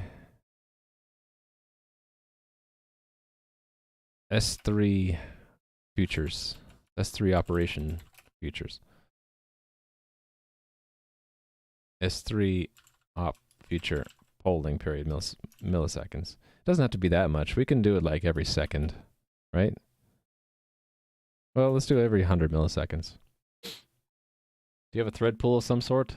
Well, there's one built in when you use async. So it's pulling out of a thread pool. The problem is that we need to have some other thread use the result, and I didn't happen to have one, so I'm just making one. Oh, did you clip it? So I think I've done that kitty reveal, face reveal 3 or 4 times now. I'm thinking about making one of my emote slots be his face, just because. Right now he's in the background yelling at me. I fed him, I let him go outside, he's still yelling at me.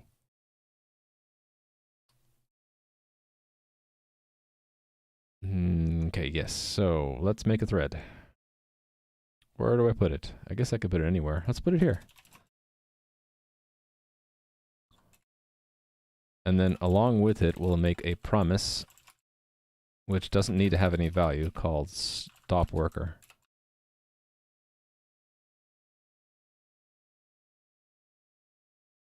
This manages the worker thread for the class, or for the instance. This is set once the worker thread should be stopped. He's yelling with me. Okay, now he's going into the closet. Why are you going in there?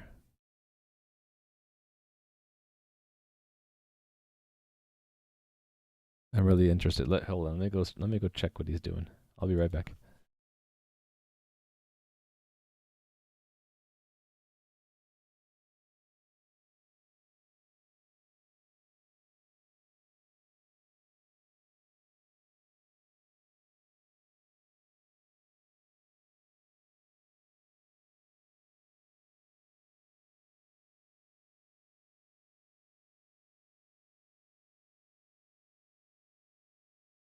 He's been bad before, and how should I say this? Sometimes he considers the closet to be his personal bathroom, and I have had to pick him up and put him back in his litter box to train him. So, yeah,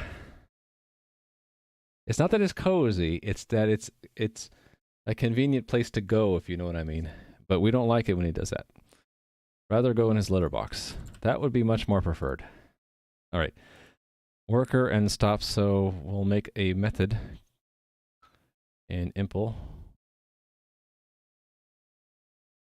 Put it somewhere. How about at the end here? Called worker.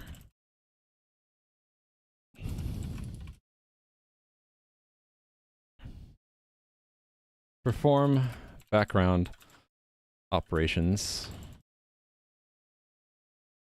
needed by the WebGate. Okay.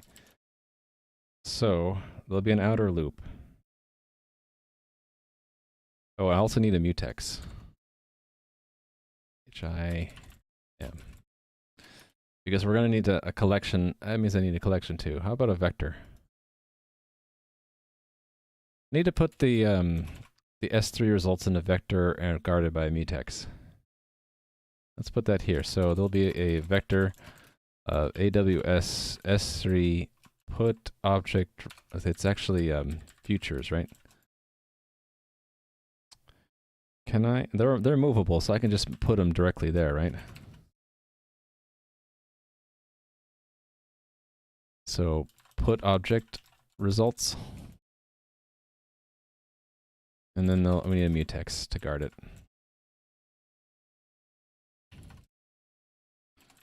This is locked when accessing properties shared with other contexts.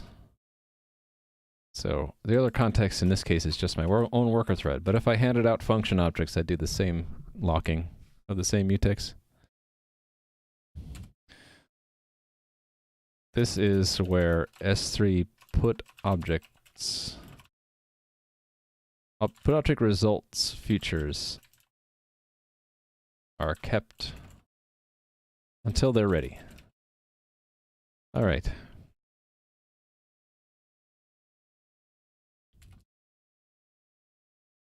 So the way that you generally make a worker thread is you have a unique lock. And if I was using C++ 17 or 20, I think it is, I wouldn't need to put the type here, but I do, so I don't want to have to retype the type of mutex because I'm lazy and because I might change it. I'll just say a deck will type it, whatever mutex's type is, that's what kind of unique lock we're going to make. And then what you do is you say while stop worker wait. Oh, I need to get its future first. So auto stop worker future get future. While stop worker future dot wait for.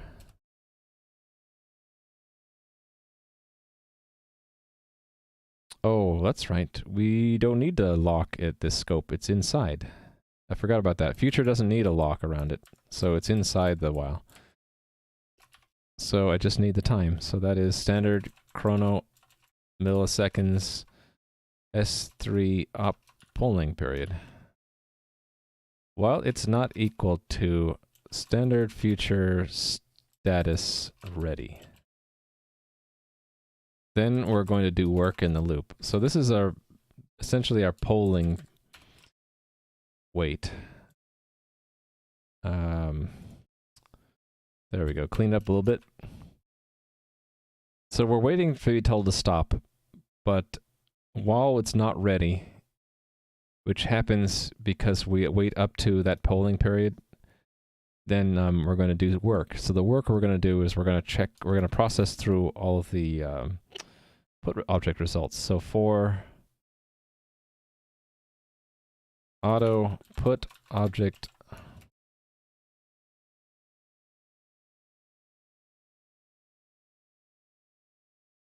no suggestions? Put object results. How come it didn't help me autocomplete that? Oops. Put object results entry equals put object results begin. Entry is not equal to that end. Oh, actually, let's turn this around and make it a while. Don't forget to spin lock while you wait. Only need to do that in the kernel. So I wouldn't need to do this polling if it if it was possible to take a collection of futures and wait for all of them, but C++ doesn't have that. Maybe in the future version of C++ we'll have that, but right now the outer one you poll and the inner one I'll just I guess it's also polling, but instead of waiting for some period I'll just wait for 0. So basically say if actually let's get the future out as a reference. It's that dereferenced. If this one wait for standard chrono seconds 0. If this one is ready, then we will collect the results. Otherwise, we're going to move on to the next one. So we'll do something, and then eventually that entry equals the erase of. So when we take it and erase it from the vector, what we get back is the next iterator. Otherwise, we're not taking it out, we're just advancing the iterator. And we do that until we've reached the end of the vector. So when it is ready, we're going to pull it out. So that's const auto put object results equals this dot wait or get. And then we can check it. So why does this now have an error? Oh, because I obscured the name. So let me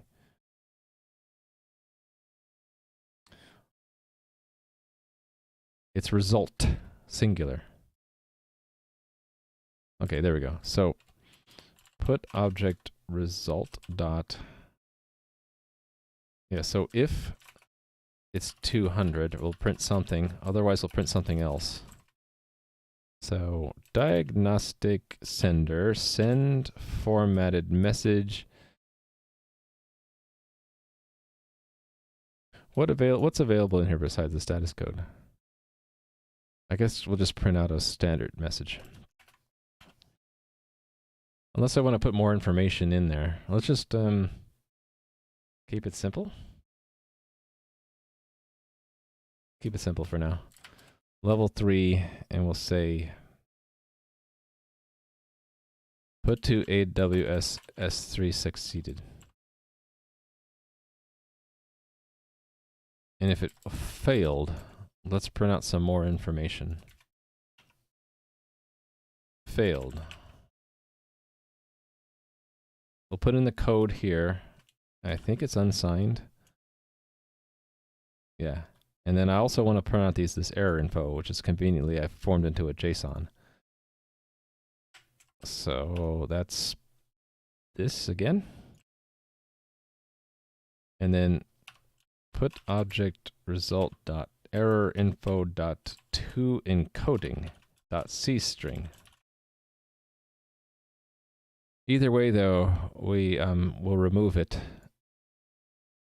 and move on. So that's what the worker thread does. Now we need to start and stop it. So might as well start it any time. So how about during construction? So we'll say impl worker equals, let's see if I got this right. Standard thread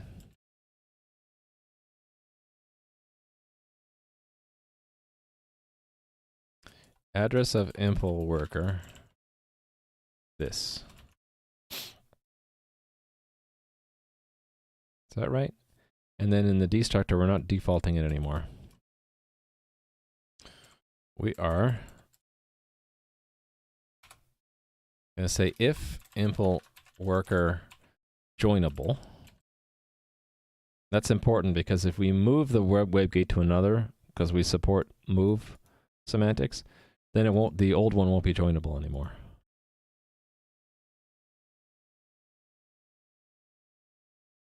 If it's joinable, then we're doing stop worker set value and then impl worker join. Okay, and then the last part is we do something with the feature, with the promise, or the future, yeah. This one, we're going to grab the mutex, so within some kind of scope, so lock guard, decal type impl mutex,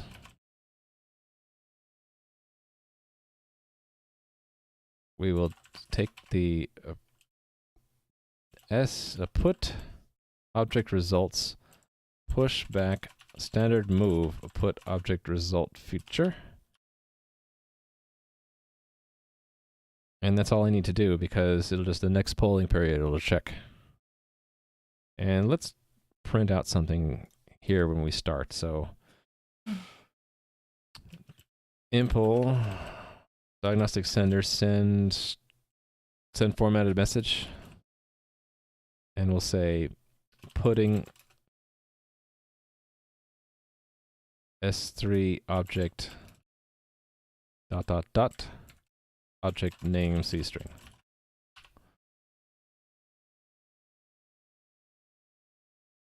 Okay, what did I get wrong?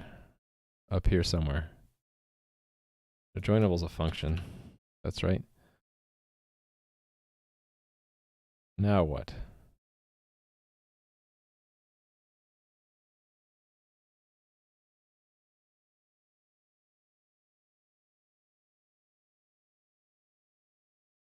What's it trying to tell me?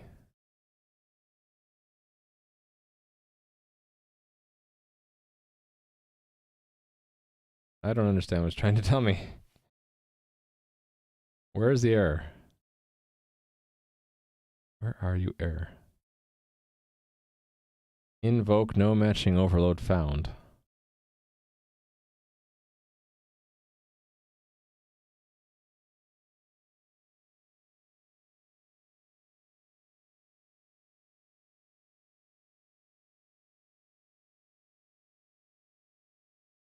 Oh, is it because I did this? No, that can't be right.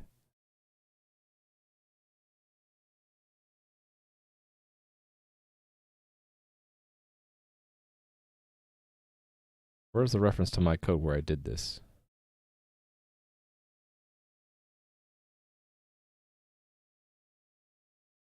I hate it when I don't see the reference to my own code.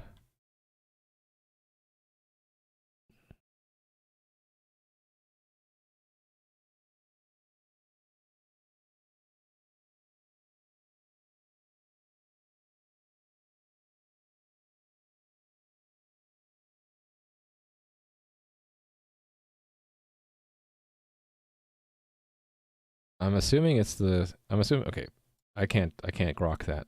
I'm assuming it's this line that I got wrong. Let's see if I'm right. Yeah. So something's wrong with that line. What did I do wrong here? Oh, it's not this. It's impl. So it's impl get.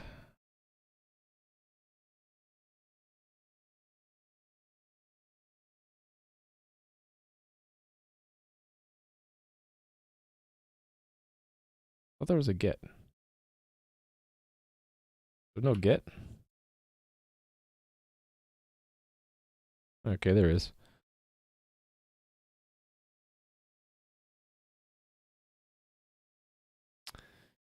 Actually, now that I think about it, I didn't need this to be a shared pointer. I can make that a unique pointer. That's fine. I'm not actually sharing it with the thread. The thread doesn't live longer than the object itself. It doesn't need to. Okay, cool. We're good. So let's run the test again. And then I'll try with the real server, and it should actually, if I configure it right, it should go to the real S3.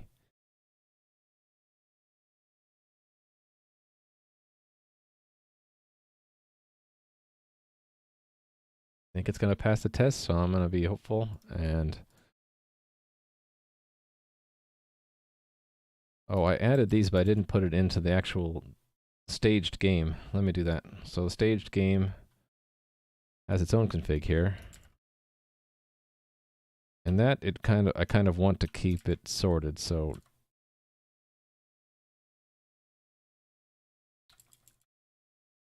that goes there. Because capital letters first, then lowercase. And this will be true. We'll actually have it do the writing. And then the other one is a C, so that goes up here somewhere. Right there. So we'll have it write client config JSON.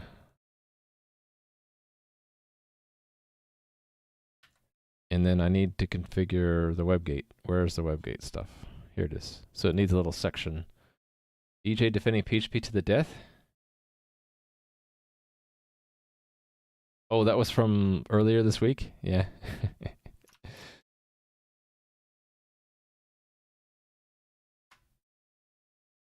This stuff, right?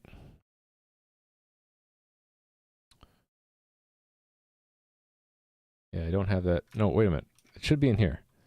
I must have put it here. Ah, there we go. So that will sort first in WebGate, right? No, after the capitals. So it'll go there. It's going to go to my actual bucket. And I didn't put my credentials in the file, so it'll use my real credentials. So I have to be careful not to show that when I debug it. And oh, something crashed here? Something crashed here. Oh, I wonder if it's because I didn't destroy the WebGate in the correct time. Possible. Yeah, it's down here. It's crashing somewhere.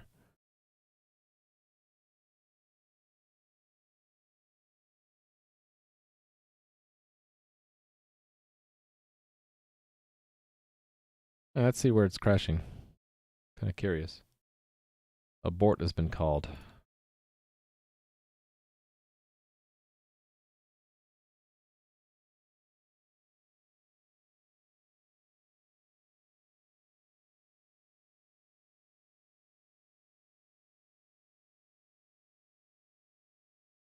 Can't delete.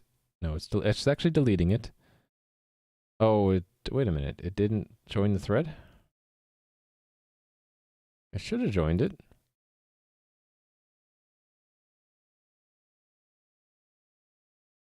Oh no, the previous one isn't joined.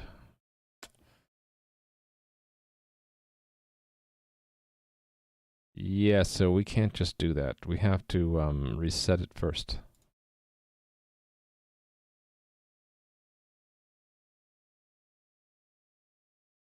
That's what is that exactly? Okay, so I have to overload assignment.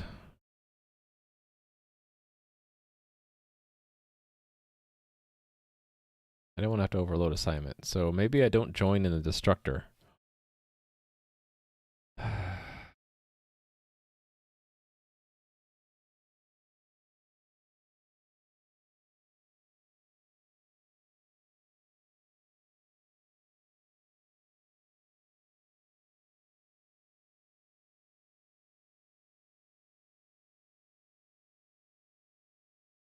It's a move assignment is what it is. Actually, I'm wondering why it didn't go into there.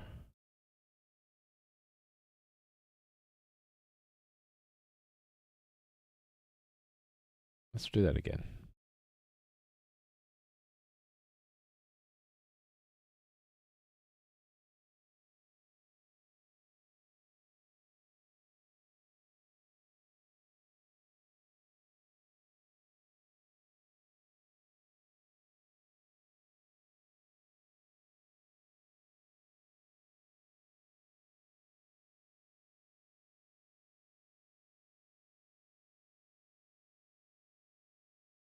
Hold on. Which type is this? It's the impl.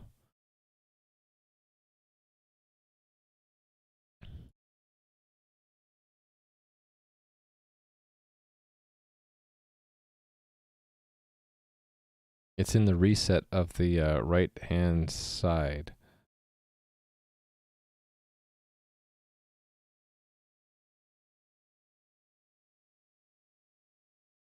So it's doing the move.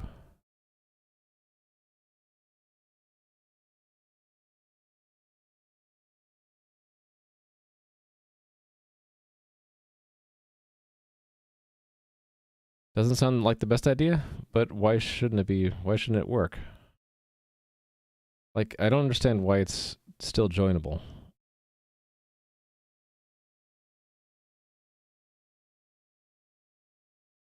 Oh, wait, I know why. I know why. It is because the thread is not in the main class, it's in impl. There's no reason for me to put it in impl, actually. Oh, wait a minute, no there is. It's encapsulation. Yeah. Okay, so, yeah, that's the problem. We need to do this join in the, not in this destructor. So it needs to be in the impulse destructor. So I need to add lifecycle management. Life cycle management. Impl, no accept. Get rid of this stuff. Oops. Arg. There we go. So I'll need the same thing for this. So this can go back to default. That's fine.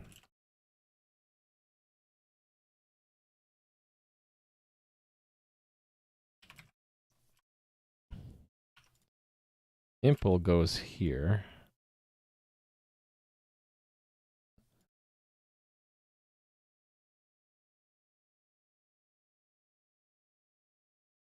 And we can default it. I can default everything. And then I need to forbid copying.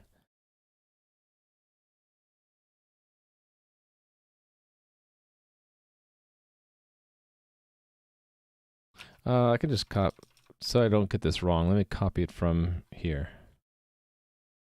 Forbid copying.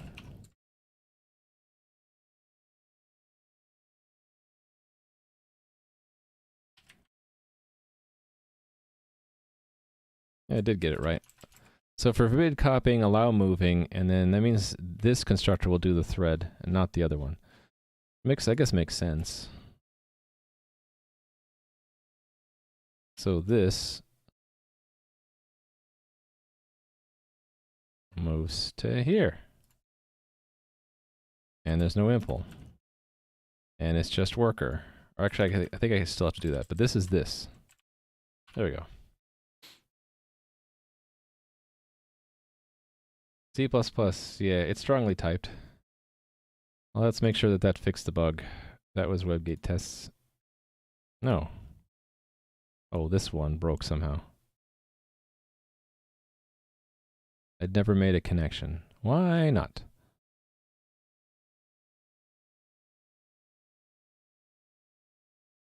Okay, why not? It should have gone into here and made it. Is it because it's asynchronous and we have to wait for it? I think that's the problem. I think there's a race here. So how do we beat the race? There's a wait function. I think that's what I did.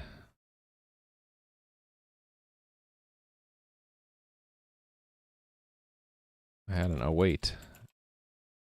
Was it this one? Await requests?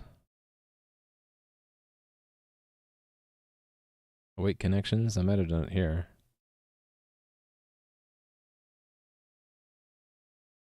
I don't use it there. How about await requests? This is from the connection point of view.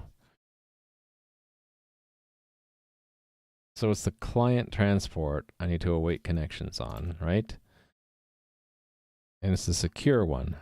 So I need to go to this guy and wait for it.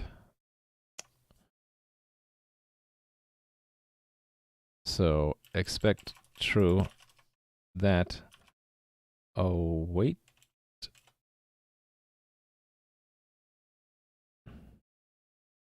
Hold on. I don't remember what the name was.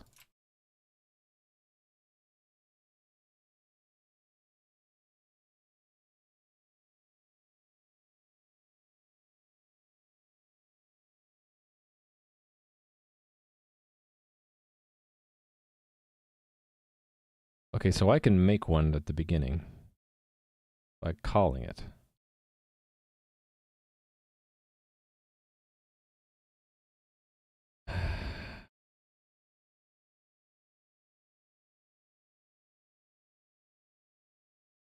Plus, next to enter return is the real issue?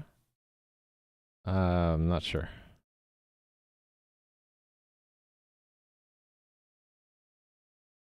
Yeah, right now the issue is it's because it's asynchronous. The test can go faster than the actual mock, so we need to have it slow down. So I think the answer is I need to call this once.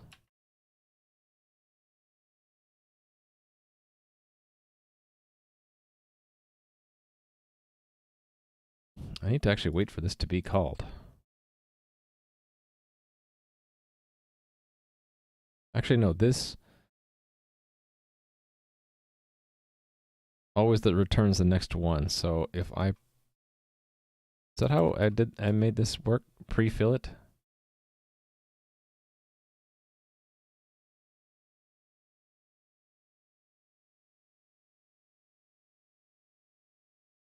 Yeah, the problem is it's all asynchronous.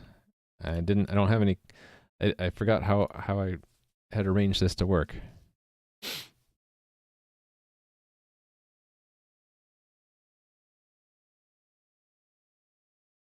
I think I just want to do this.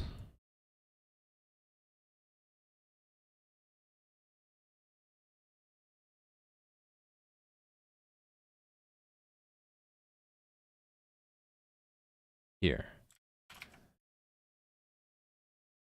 Where is that? That's inside of here. Right? Hold on, let's see.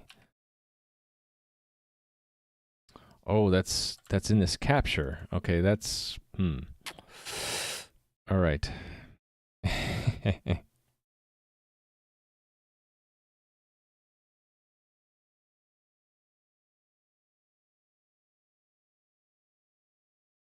This is gonna be complicated.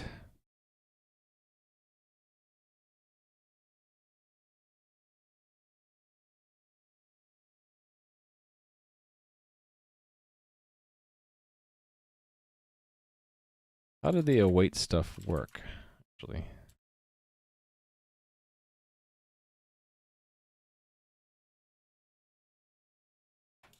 Await connections.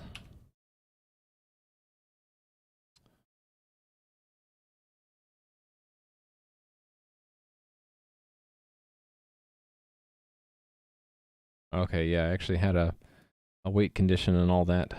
Can I do the same thing? So I would need a condition variable in the mutex. I guess I'll just do that. I'll just bite the bullet. So I'll come back here. But I need it here.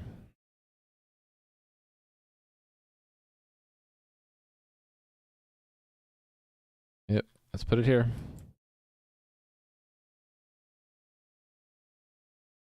Okay, so there's a wait condition. Then go back, and then I already have the vector. This is the one I want. I want to wait. So move back down here, and put it anywhere here now. Put it here. And I'm not going to bother commenting it. This will be await secure, what am I calling the thing? Oh, how did that R get in there? Was that R always in there? Oh, look at that. Let's fix that. Client secure transport factory.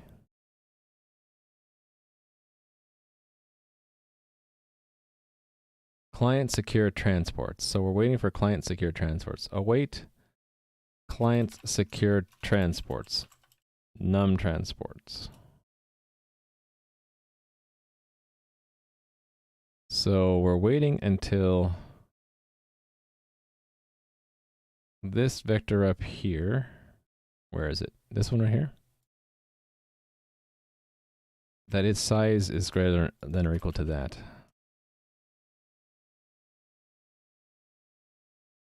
And I had it shared, so it's an arrow. Okay. Does that mean I have to share? Oh crap, that's gonna be gross. It means I have to share the mutex and condition variable too. Okay, I'm just gonna do it. Bite the bullet. I can do it. It's not so bad. I just have to make shared one of these. Ugly, ugly, ugly.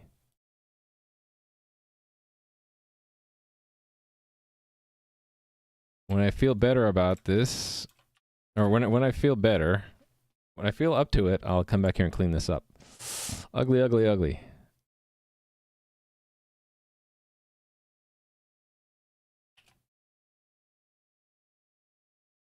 Okay.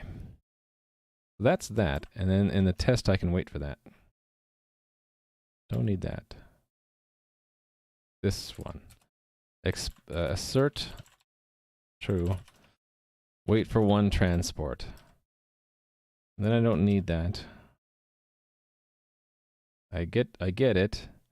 And then from there I can assert true. Client transport await connections 1. Then I don't need that. And then I can do the assert true client connection await request 1. And I don't need that. It's just this was the tricky one I didn't have before. So the same thing I do with await connections. Where was it? Wherever this connections is pushed into. This stuff. Now I just need to put that in the client secure transport factory stuff. This down here. So after pushing back, we could put it there. Thanks for the follow, develop it. Sorry about this gross code. Here's where I need to do some tricky stuff. I need to capture the mutex in wait condition. Which, I made them shared pointers so that, why is it not a variable? It should be a variable. Oh, it's not. I had to do this trickiness. Copy. Or ref. So auto mutex ref is mutex.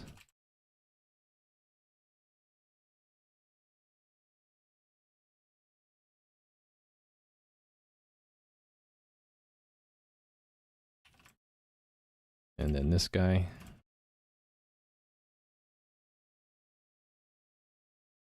Oh, right. So that had to be, okay. We'll move that out. We do that inside. Then notify. Okay, it's all out. There we go. So while we're holding the lock, we make the new transport, push it in, notify the condition variable. Okay, good. Auto, yeah, type deduction. Okay, what failed? It is illegal to release a mutex where? 832. Wait a minute, what? Pointer to reference is illegal?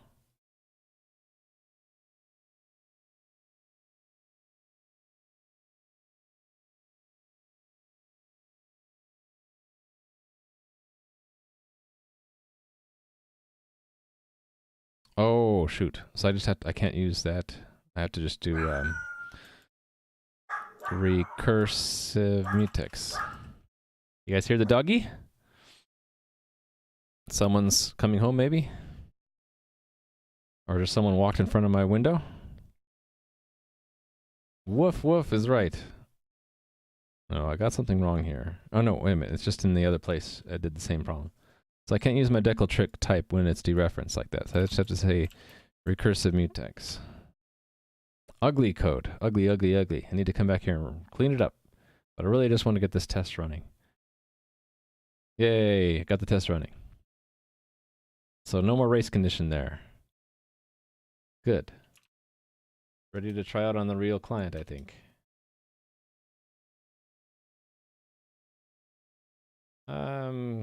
Let me try it out off screen for a second. Let's reserve.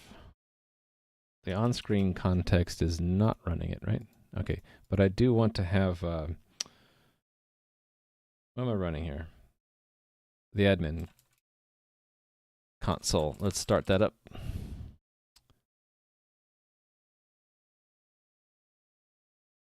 I'm running the cluster off screen in case there's a leak of info. If there's no leak, I'll show it. What I want to see is when I change the configuration, it should go to S3 and write that file. I hope.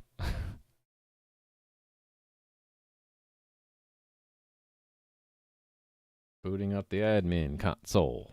That is localhost 3000.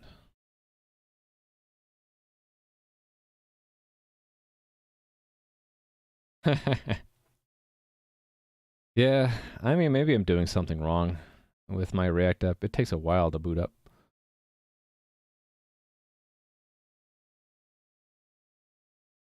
My apologies. I should start it up before I start my stream. How long have I been going? Let's see. Over 4 hours? Oh, it's near quitting time. Okay, cool. It's running. So let me put dark mode on because I can. It doesn't look too bad. And I'll make a I need to make a configuration change that changes the server makeout, right? So that would be like adding another server. So add server localhost 13 80 90 80 190. Okay, it did it. It doesn't look like it leaked anything. Put succeeded. Putting S3 configuration. It actually did it twice. I'm not sure why.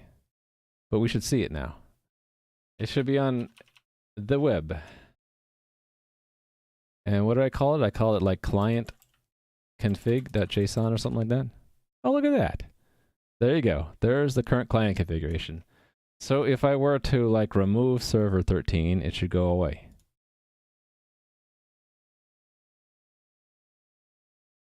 Ho ho ho. Awesome. So when I actually get the real game launched, it won't be localhost anymore. It'll actually be wherever the ECS instances are and whatever port numbers I pick. And then, so the idea is that the game client is going to fetch this file whenever it first starts and whenever the servers tell it that something changed, and then it'll know where to find the servers. It's solving the chicken and the egg problem where the client doesn't know where the server is, so it doesn't know how to connect to the server to ask. It's going to go to this well-known URL to find it. So I'm happy with that as enough work for today on stream. Been going for 4 hours. I need to go eat something.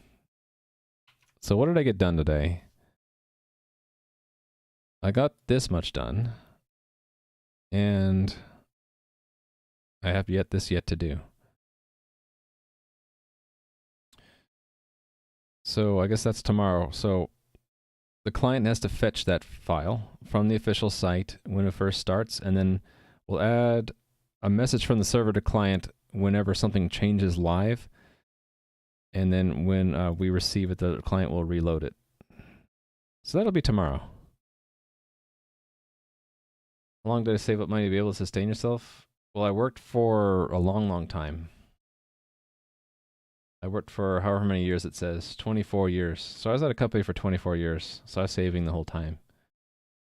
And so I have enough savings so that I can try to make this a thing. It will probably take at least a year before I even see a trend of whether or not it will succeed or not, and probably another year beyond that before I'll actually make a living if it's successful. And if it doesn't trend upwards, I'll probably have to go get another job, unless I change my standard of living and retire early, which I have a friend who's doing that, so that's always possible. And then that means I'll always be streaming here, and I'm basically living off of savings. This is cool, though.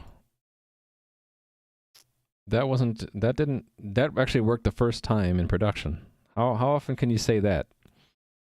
There was a lot of bugs in development that my unit test caught, but first time running it worked. It did write it more than once, though. I need to maybe look into that. Why is it writing it twice? Putting it. Let's see how long it takes. It put it there. So it does it in about 165 milliseconds. That's not too bad.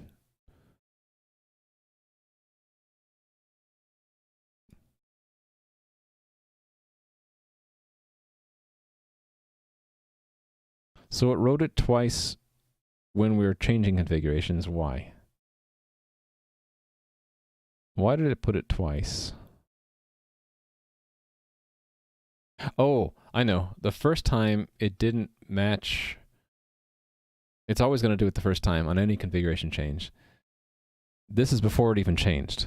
Then it actually changed when it was committed there.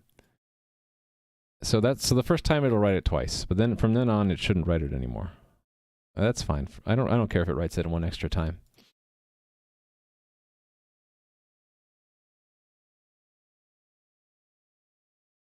I didn't mind working for the corporate machine. What happened to me really was that the company I was with sort of decayed, and it was no longer fun to work there. And yeah, it is what it is. It happens to big companies, right? They kind of decay over time. So if I go back to find another job, what I'll be looking for is a more healthy, non-toxic corporate environment. 2 are better than 1.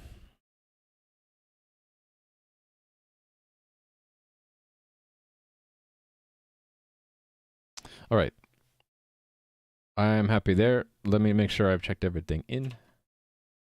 And I'll go rate someone. I don't actually think I've checked in anything in a long time. Probably have a lot of commits here, right? Yeah, I didn't check in hardly anything today. So did I actually need that split? I don't think I did. Yeah, let me go back to AWS Play. I don't think I need split at all there. Close. Go to Play. Do I call split? What happened to my window here? Shoop. Split. Yeah, okay. That was a temporary thing. I don't need it anymore. All right.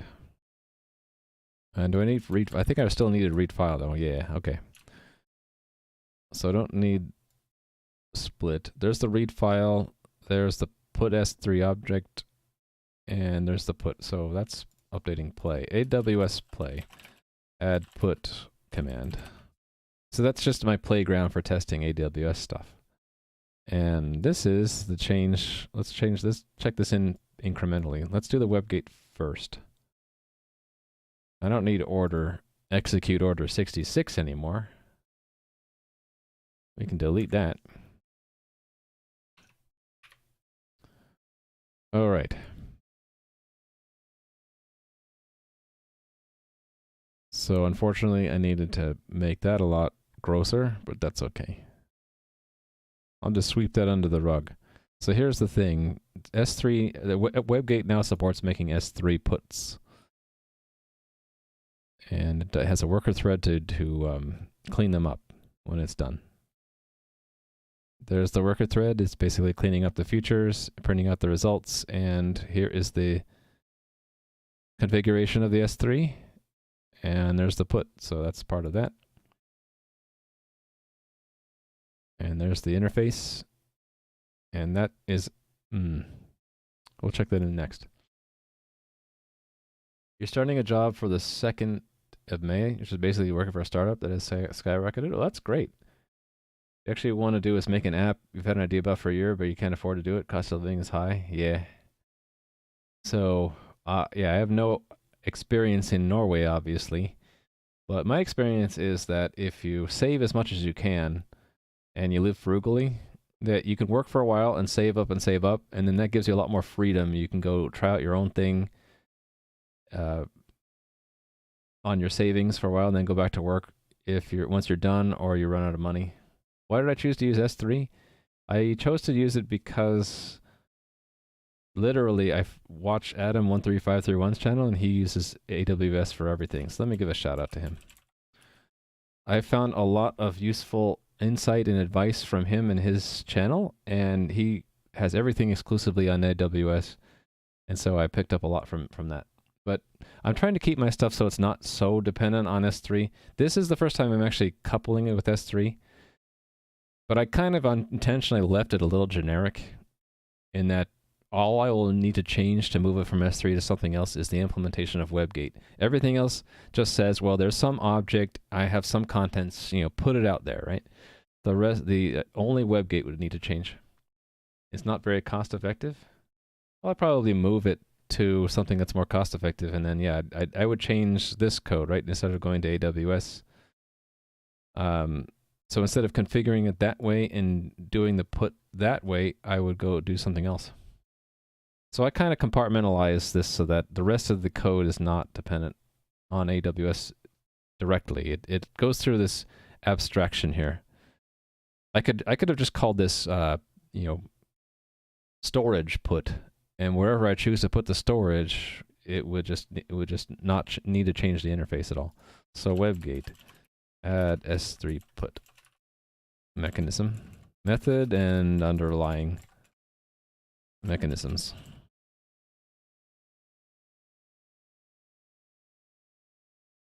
If I'm willing to maintain my own dedicated boxes, well, we'll see. I don't even know how long my game will be running. If it's not successful, I'll just tear it down and then I won't need to pay anymore. I would hope that if it's successful that the gain would overshadow the cost, but we'll see. We will find out. I can try out Google Cloud and Azure and the other places. Virtual private, what do they call it? VPS? I can't remember. Different hosting solutions. They should all work. What should I check in next? Oh, that needs to go in that last. I didn't push that, did I? No. So that needs to go in the last commit. There we go. I guess this all goes together. So we're now, oh, that goes into the last one too. This is the WebGate configuration. This is with the other commit though. And yes. Well, technically there's more, right? I added something in common here. Yeah, I added that. So let's amend and add this too. And this. So that's one concern. And I think this is all... Oh, wait a minute. That goes into that other commit as well. There we go. So this is all the configuration side of things. That's mocking S3. Yeah, okay, good. So I added two things. There's the concept of a client configuration file, and there's a switch to turn its writing on and off. So config. Add writing of client config to S3. This includes a switch to turn it on off. All right. Cool. If you're gonna get VPS, there's a more cost-effective way than the big companies. Yeah. One thing that I was hopeful about AWS is that you pay for what you use, so I could only use the minimum services I need. And, you know, not use like their load balancer, not use their monitoring systems, use the lightest EC2 instance that you can get and keep the cost low, but we'll see. Right now, it's all free. You can stay within their free tier and you get like, you don't have to pay anything for a whole year. So I can leverage that and run the game for on AWS until at least whenever I started AWS. I think that was July or August. So I could run this until like July or August for free, as long as I stay within the free tier. So at that point, like let's say the projection is I'll pay a whole lot of money, then probably around June, July, I'll say let's move to Google Cloud or something else.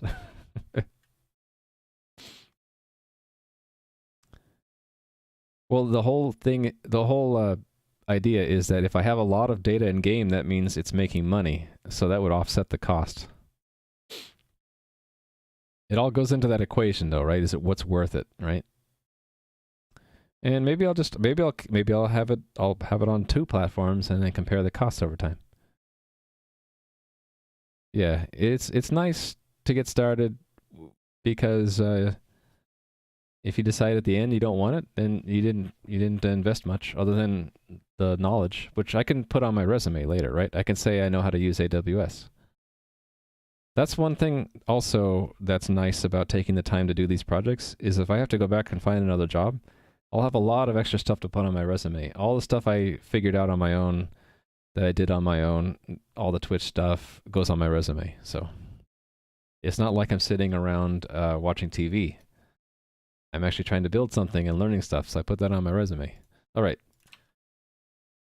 So yeah, tomorrow I'm going to work on integrating that client configuration into the client and then having live updates to the client. This is what I'm really looking forward to because I should be able to hit a button from the admin console and have something on the client show up, which is ultimately what I want. I want people to be in the games, playing the game and seeing things change live. I don't want people to experience downtime. I want them to see that, oh, look, something has been added to the game. My client reloaded part of itself because there's now extra features. That's one of the hooks to the game, so I'm looking forward to that. We'll be working on that tomorrow. In the meantime, I'm going to go see who else is streaming. I hope you guys enjoyed watching today. I'll be back tomorrow. My schedule is 10 a.m. to 2 p.m. Pacific Daylight, so that's UTC -7. So that's 1,700 hours to around now-ish.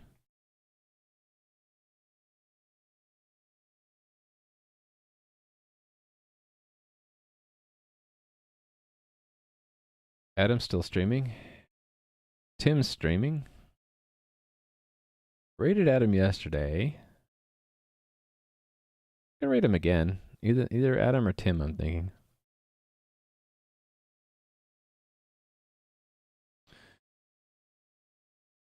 Yeah, I feel like rating Adam.